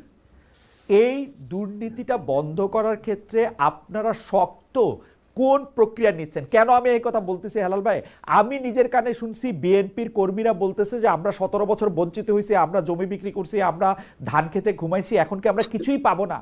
এই যে কিছু পাবো না, তাদের হাতে কি আপনারা খালি একটা ফ্যামিলি কার্ড আর কৃষক কার্ড ধরাই দিবেন? তাদেরকে কি আপনারা রাস্তা করতে দিবেন না? তাদেরকে কি আপনারা প্রজেক্টের মধ্যে আনবেন না? তাদের মহাপরিকল্পনায় দিবেন না? মহাচুরি করতে দিবেন না? এটা কি হয়? এটা কি প্র্যাকটিক্যালি পসিবল? আচ্ছা, লেট মি এক্সপ্লেন খালিদ ভাই, জি আপনি সবই যদি বলেছেন আমরা একটু বলতে দেন। জি জি প্লিজ আপনি বলেন। portrait করছেন, বিএনপিকে পোর্ট্রেট করছেন যে আমরা ফ্যামিলি কার্ড এই সমস্ত বিএনপি কে দিচ্ছি, আসলে কি তাই বলেছি? বলেনি, কিন্তু পোর্ট্রেটটা করলেন কিন্তু ওইভাবে। এখন বলছেন যে দুর্নীতির ব্যাপারে বাংলাদেশে সবচেয়ে আগে কে এই দুর্নীতি দমন কমিশনটা খুবই গুরুত্বপূর্ণ ছিল, এটাকে আমরা করিনি। আপনি দেখেন আমরা কি করিনি, করেছি। এবং এই দুর্নীতিতে আমরা যে ন্যায়পরায়ণ একটা সমাজ তৈরি করব, এবং আমাদের ভিতর যারা দুর্নীতি বা আপনার চাঁদাবাজি দখলবাজি করেছে আমরা কিন্তু ডিনাই করিনি, অ্যাকসেপ্ট করেছি। এই যে ডিনায়াল টেন্ডেন্সি থেকে সরে এসে অ্যাকসেপ্ট করা, এটা কিন্তু একটা অনেক বড় আপনার বড় এক ধরনের একটা মর্যাদার ব্যাপার, মানে সম্মানের ব্যাপার, যে আমরা ডিনাই করছি না কিন্তু, এবং তাদের বিরুদ্ধে আমরা তদন্ত সাপেক্ষে ব্যবস্থা করে দল থেকে বেরও করে দিয়েছি, এবং এই ব্যাপারে আমরা খুবই শক্ত প্রতিবাদ। কিন্তু আমার বক্তব্য, আমাদের যে অপর যে রাজনৈতিক দলগুলো, বন্ধুপ্রতিম রাজনৈতিক দলগুলো আছে, তারা তো এটা স্বীকারই করতে চায় না। মনে হচ্ছে যে সবাই দুধে দুয়া তুলসী পাতা, একদম কেউ কিছু করে না, শুধু বিএনপি করে। এই যে পোর্ট্রেটটা করা হচ্ছে, এইটার আমি বলছি আমাদের বন্ধুপ্রতিম সংগঠনগুলো বা রাজনৈতিক দলগুলো, তারা কি তাদের ব্যাপারে কোনো ব্যবস্থা নিয়েছে? তারা কি দুর্নীতি করেনি? তারা কি স্কুল দখল করেনি? ব্যাংক দখল করেনি? বাজারঘাট দখল করেনি? তারা কি আপনার এই যে মানে মানুষের আমি মোবাইল, কিন্তু হেলাল ভাই আপনার আর্গুমেন্টটা বুঝতে পারতেছি না। আপনার আর্গুমেন্টটা হচ্ছে জামায়াতে ইসলামী কি এই দুর্নীতিগুলি করে নাই, এটা কি আমি আপনার জামাতকে আর্গুমেন্ট? তো বলিনি, আমি বলছি যে আপনি বলছেন যে ফ্যামিলি কার্ডটা আমরা বিএনপির নেতাকর্মীকে ধরায় আমি দিচ্ছি, বিএনপি আমি নেতাকর্মীকে এটা ধরায় বলি দিব নাই, কেন? কিন্তু আমি বলতে জনগণকে ধরায় চাইছি যে আপনারা চিনবেন কেমনে কারে আপনি কার্ডটা দিবেন? আমার মা এটা কি আমি হ্যাঁ সে টিওনো সাহেব, আমরা একটা পদ্ধতির কথা বলেছি। টিওনো সাহেব, এগ্রিকালচার অফিসার সাহেব, এবং আমাদের যে জনপ্রতিনিধি, দ্যাট মিনস স্থানীয় সরকারের যে চেয়ারম্যান গুলো আছে, মেম্বার গুলো আছে, তাদের একটা বোর্ড এইটা আপনার নির্ণয় করবে কে পাওয়ার যোগ্য। সর্বোপরি বিএনপির যে প্রতিনিধি বা কর্মী থাকবে, তিনি ন্যায্যতা প্রতিষ্ঠার ব্যাপারে সতর্ক থাকবে। আমরা একটা একটা সিস্টেম তো করতে হবে, সেটা করেছি। এর আগের কার্ডগুলো নিয়ে এইবার আমি দুর্নীতি হয়েছে, এইবার আমি এইবার সেগুলো আমি করে চললো। এইবার আমি নিশ্চিন্ত হইলাম আর কি যে হেলাল ভাই কার্ডগুলি না, কার আমি কাছে আগে যাচ্ছে। বলেছি, আপনি শোনেননি আমার কথাটা, না না, আমি এইবার বলেছি আমি আগে। এইবার আমি আরো নিশ্চিন্ত হইলাম যে কার্ডগুলি বিএনপির লোকের কাছেই যাবে। কিভাবে কিভাবে বলেন, আপনি বলেন। টিএমএস সাহেব কি বিএনপি করে? আমি দেখেন, এই যে আমি বলছি যে এখন যে নির্বাচনটা হচ্ছে, এই নির্বাচনকে দেখেন উৎসব মুখর করতে না দিয়ে একটা বিতর্ক, যেমন আমি আজকে দেখলাম যে আমার এই যে বড় ভাই ইউনূস ভাই এবং এই সাখাওয়াত ভাই, ওনারাও জানে, হঠাৎ করে আমি দেখলাম আজকে প্রিজাইডিং অফিসার চেঞ্জ করে দিয়ে কাকে কাকে যেন নিয়ে আসলো। আমি প্রশাসনিক কাছে জিজ্ঞেস করতে চাই, এইভাবে আমাদের এলাকায় যে হারমোনিয়াম আমরা তৈরি করেছি, আমরা এই 3 ভাই মিলে যে হারমোনিয়াস একটা সিচুয়েশনে উই আর লিভিং হিয়ার, ভোটের মধ্যে সেইখানে প্রশাসন ভোটের মধ্যে প্রিজাইডিং অফিসারের কাজ কি? প্রিজাইডিং অফিসার তো একটা চেয়ার। না, সেটা তো একবার নির্ধারণ করা হয়েছে, আপনি আবার নির্ধারণ ইচ্ছা করছেন। আবার এবং আরেকবার নির্ধারণ করবে, অসুবিধা কি? না, অসুবিধা হলো এখানে, শোনেন, প্রত্যেকটা জিনিসের পারসেপশন আছে। যখন আপনি এটা নির্ধারণ করে ফেলেছেন, তখন সবার একটা মতামত, কিন্তু প্রশাসন তাহলে মতামতটা নিল কেন? এটা একটা নিশ্চয়ই প্রশ্ন। দেখছে যে হেলাল ভাই, নিশ্চয়ই দেখছে হেলাল ভাই বিশ্ববিদ্যালয়ের জুনিয়র ছিল কেউ, হেলাল ভাই থেকে কেউ হয়তো সমস্ত মতবাদ থেকে প্রশাসনকে সরে আসতে হবে। কারণ এবার রাজনৈতিক কর্মীরা, জনগণ কিন্তু এবার উৎসব মুখর পরিবেশে নির্বাচনটা করতে চায়। আপনারা যতই বাধা দেন যে নির্বাচনটা, আপনি বিভিন্ন রকম বিধিনিষেধ, আমি দেখলাম পোস্টার তো ছাপাতেই পারছেন না, আপনি একটা বিলবোর্ড, একটা মাইক, কত তারপরে আমরা মেনে নিলাম কিছু। এইভাবে কিন্তু উৎসবমুখর পরিবেশে নির্বাচন এটা হয় না। নির্বাচন উৎসবমুখর করতে গেলে সবাইকে আপনার এই নির্বাচনে অংশগ্রহণ করার জন্য বিভিন্ন বিভিন্ন রকম উৎসব উদ্দীপনা থাকে, প্রচার থাকে, প্রচারণা থাকে, সেইখান থেকে আপনারা মানুষকে প্রতিহত করছেন। সেটা আমার সন্দেহ হয় যে এই বর্তমান সরকার যে বলেছে ঐতিহাসিক নির্বাচন করতে গেলে কিছু কিছু প্রচারণা, মানুষকে আকৃষ্ট করা ভোটের মাঠে, এইগুলো কিন্তু করার প্রয়োজন, সেটা আপনি করতে দিচ্ছেন না। এটা কিন্তু আমার কাছে আবার আপনি পলিং অফিসার, প্রিজাইডিং অফিসার, এইগুলো নিয়োগের ক্ষেত্রে ইচ্ছা করে। আমার মনে হয় যে হেলাল ভাই, আপনার এই আশঙ্কা, আমরা আশা করব যে আপনার এই আশঙ্কা না থাকুক। যে প্রিজাইডিং অফিসার বা পোলিং অফিসার যেই থাকুক না কেন, তারা নিরপেক্ষভাবে নির্বাচন পরিচালনা করুক। আমরা শেষ পর্যায়ে হেলাল ভাই, আপনার অনুমতি নিয়ে, সাখাওয়াত ভাইয়ের অনুমতি নিয়ে, আমি একটু জনাব মাওলানা ইউনূস আহমেদ শেখের কাছে যেতে চাই। মাওলানা ইউনূস আহমেদ শেখের কাছে প্রশ্ন, আমাদের সবাই, আমি যে ব্যাপারটা নিয়ে আসলে একটু দ্বিধার মধ্যে থাকি, আপনি যদি আমার এই দ্বিধা বা শঙ্কা, যদি আপনি এই প্রসঙ্গে যদি আপনি একটু কথা বলেন। সেই দ্বিধা বা শঙ্কা হচ্ছে যে আমরা বলছি বটে এক বাক্সে ইসলাম, আমরা বলছি বটে একটা ইসলামী সরকার, কিন্তু ইসলামী সরকারের নানা ধরনের রূপ আমরা দেখতে পাই। আমি সিরিয়ার কথা বললাম, আমি সৌদি আরবের কথা বললাম, আমি দেখেছি যে নানা ধরনের, মানে ইসলামের নাম নিয়েও নানা ধরনের অন্যায় এটা করা যায়, এটা করা সম্ভব। আমরা এখনো ঢুকতে দেখছি আমাদের ইয়েমেনের ভাইদেরকে, আমরা এখনো সিরিয়ার অনেক রিফিউজিকে দেখতে পাচ্ছি পৃথিবীর বিভিন্ন দেশে। সেইটা বাংলাদেশে হওয়ার সম্ভাবনা কতটুকু, নাকি আমরা সবাই এক জায়গায় আসলে একমত হতে পারবো, নাকি আমার যে এইটা সন্দেহ থেকেই যায়, আপনি যখন একটা নির্দিষ্ট আদর্শকে বলবেন, তখন সেই আদর্শটাকে আপনি আপনার মতো করে ব্যাখ্যা করতে পারবেন। জনাব ইউনূস আহমেদ শেখ, আপনার কাছে আমি এই প্রশ্ন করতে চাই যে জামায়াতে ইসলামী মাধ্যমে বা অন্য কোনো দলের মাধ্যমে একটি ইসলামী সরকার চালু করলে সেটা সবার মতামত নিয়ে ইসলামী সরকার হওয়া সম্ভব কিনা? আমি এই বিষয়টা এইভাবে স্পষ্ট করতে চাই, একটা হলো ইসলামের জন্যে, আরেকটা হলো ইসলামের নামে। ইসলামের নামে করতে গেলে ওখানে বিভ্রান্তি আসতে পারে, ইসলামের জন্য হলে এখানে কোনো বিভ্রান্তি থাকার কথা না। আপনার প্রস্তাব, আপনার যে উদ্দেশ্য লক্ষ্য পেশ করলেন, এটা ধন্যবাদ পাওয়ার যোগ্য আপনি। আমরাও চাই যে নিষ্কলুষভাবে ইসলাম প্রতিষ্ঠা করার জন্য সবাইকে নিয়ে আমরা সামনের বাড়ি। এখানে যদি কেউ গোলামীর আশ্রয় নেয়, এটা ঠিক হবে না। বরং সবাই যদি তাদের নিজস্ব যে গতিপথ, এটাকে শুধরানোর চেষ্টা করে, সংস্কার চেষ্টা করে এবং অন্যের পরামর্শ মেনে নেওয়ার মানসিকতা থাকে, তাহলে এটা সম্ভব। তা আমি আমার দলের তরফ থেকে বলছি, হ্যাঁ, সঠিকভাবে চলার পথে আমাদের কোনো যদি ত্রুটি বিচ্যুতি ধরা পড়ে, আমাদের শুধরে দিবেন, আমাদেরকে স্মরণ করিয়ে দিবেন। আর অন্যদেরকেও যখন স্মরণ করানো হয়, তারা যে শুধরানোর মানসিকতা রাখে, তাহলে বিষয়টা সহজ হয়। অর্থাৎ সমন্বয় সমঝোতা করতে গেলে নিজেরা অনেক কিছু ছাড় দেওয়ার মানসিকতা থাকতে হয়। তা আমাদের তরফ থেকে ইনশাল্লাহ আছে। আর অন্যরা যারা আছেন, যাদের বিষয়ে বেশি বিতর্ক রয়েছে, বিশেষ করে জামাতের ব্যাপারে, এটা তো ঐতিহাসিকভাবে এবং যুগের পর যুগ চলে আসতেছে, তারাও যদি এগিয়ে আসে যে হ্যাঁ, ওলামা একরাম যেটা আমাদেরকে ধরিয়ে দিচ্ছেন, যেটা ব্যাপারে আপত্তি করেছেন, আমরা শুধরায় সবাই মিলে দেশটাকে গড়তে চাই, তাহলে বিষয়টা সহজ হয়। আপনার উদ্দেশ্য এবং লক্ষ্য যেটা উল্লেখ করেছেন, আপনি ধন্যবাদ পাওয়ার যোগ্য, আপনাকে ধন্যবাদ জানাই। আমরা সবাই দেশবাসীর কাছে দোয়া চাই, সম্মিলিতভাবে পারস্পরিক সুধারণার মাধ্যমে, সংস্কারের মাধ্যমে সুষ্ঠুভাবে যেন সঠিক ইসলামকে প্রতিষ্ঠা করতে পারি। এ দোয়া জগৎবাসীর কাছে, দেশবাসীর কাছে, সবার কাছে আমরা চাই।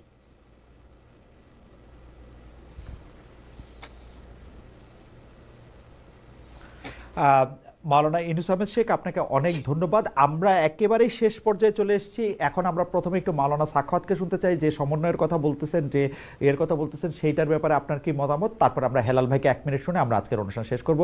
যারা মাওলানা সাখাওয়াত, আপনি বলছেন যে মাওলানা ইউনূস বলছেন যে যদি দোষ হয় বা যে জায়গার মধ্যে ভুল হয়, সেই ভুলটা যদি মেনে নেওয়ার মতো মানসিকতা থাকে, তাহলে একটা এরকম সম্ভব। আসলে বিষয়টি বহু পূর্ব থেকেই চলে আসছে। জামাত ইসলামের ব্যাপারে যে কিছু প্রশ্ন, এগুলি তারা নিজেরাই মানে শুধরায় নিবেন, বা তারাও এই কথা বলতেছেন যদি আমাদের কোনো ভুল ভ্রান্তি থাকে আমাদেরকে ধরিয়ে দেন। কিন্তু স্পেসিফিক ভাবে আমাদের সেইভাবে আলোচনা হয়ে সেটার হয়নি। তবে আমরা চলার পথে তাদের আমরা এমন কিছু দেখছি না যেটা মানে আমাদেরকে মানে করে এখানে আমাদেরকে সেখানে অনাস্থায় পর্যবেসিত করে, এমন কিছু আমরা দেখছি না। তবে আশা করি তাদের ভিতরে যদি কোনো ভুল ত্রুটি থাকে, যেটা আকবর দ্বীন বলেছেন, ওলামায়ে কেরাম বলেছেন, সেটা যদি কোনো ভুল ত্রুটি থাকে, তারা যদি শুধরে নেয়, তাহলে আমাদের ঐক্যের ব্যাপারে এটা খুব বেশি পজিটিভ হবে। তবে আমি মনে করি আলোচনার দরজা বন্ধ নাই। আলোচনার ভিতর দিয়েই আপনি যেটা প্রত্যাশা করতেছেন, এদেশে ইসলামপন্থীরা যাতে ঐক্যবদ্ধভাবে কাজ করতে পারে, যেটা জনগণের প্রত্যাশা, এবং যার দ্বারা এদেশে ইসলাম প্রতিষ্ঠা হবে, এজন্য আলোচনার মাধ্যমে এটার সমাধান করা যেতে পারে। কিন্তু সে ব্যাপারে সকলের আন্তরিক হওয়া প্রয়োজন। আন্তরিক হলেই এগুলিকে সমাধান করা সম্ভব।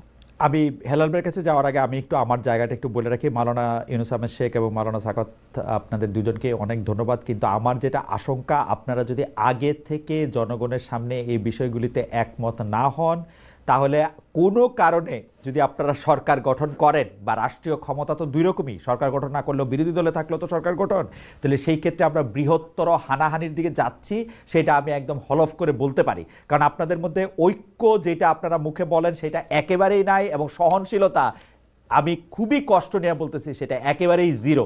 আপনারা মানে মানে মানে এই ব্যাপারটা যদি আপনারা কোনোভাবে, আপনারা মুরব্বীরা যদি আপনারা এটা ঠিক করে নেন, এটা আমাদের জন্য ভালো। আমি হেলাল ভাইয়ের কাছে আসতে চাই। হেলাল ভাই, শেষ প্রশ্ন। হেলাল ভাই, জাতীয় সরকারের কথা একটা আমরা সবার আগে বিএনপির মুখে শুনছি, সবাইকে নিয়ে সরকার গঠন করার কথা আমরা বিএনপির মুখে অনেকবার করে শুনছি, কিন্তু ইদানিং যেন আর শুনতেছি না। ইদানিং যেন বিএনপি একলাই সরকার গঠন করবে, সেজন্য বাকি কারো কথাই খুব বেশি শোনা দরকার না, এরকম করে মনে করতেছে। আপনারাও সেরকম ভাবেন কিনা, যে বিএনপি একলা সরকার গঠন করবে আর বাকি সবাই, কেউ বিরোধী দলে, কেউ রাস্তায়, কেউ সাংবাদিকতার টেবিলে, এরকম করে থাকা যাবে?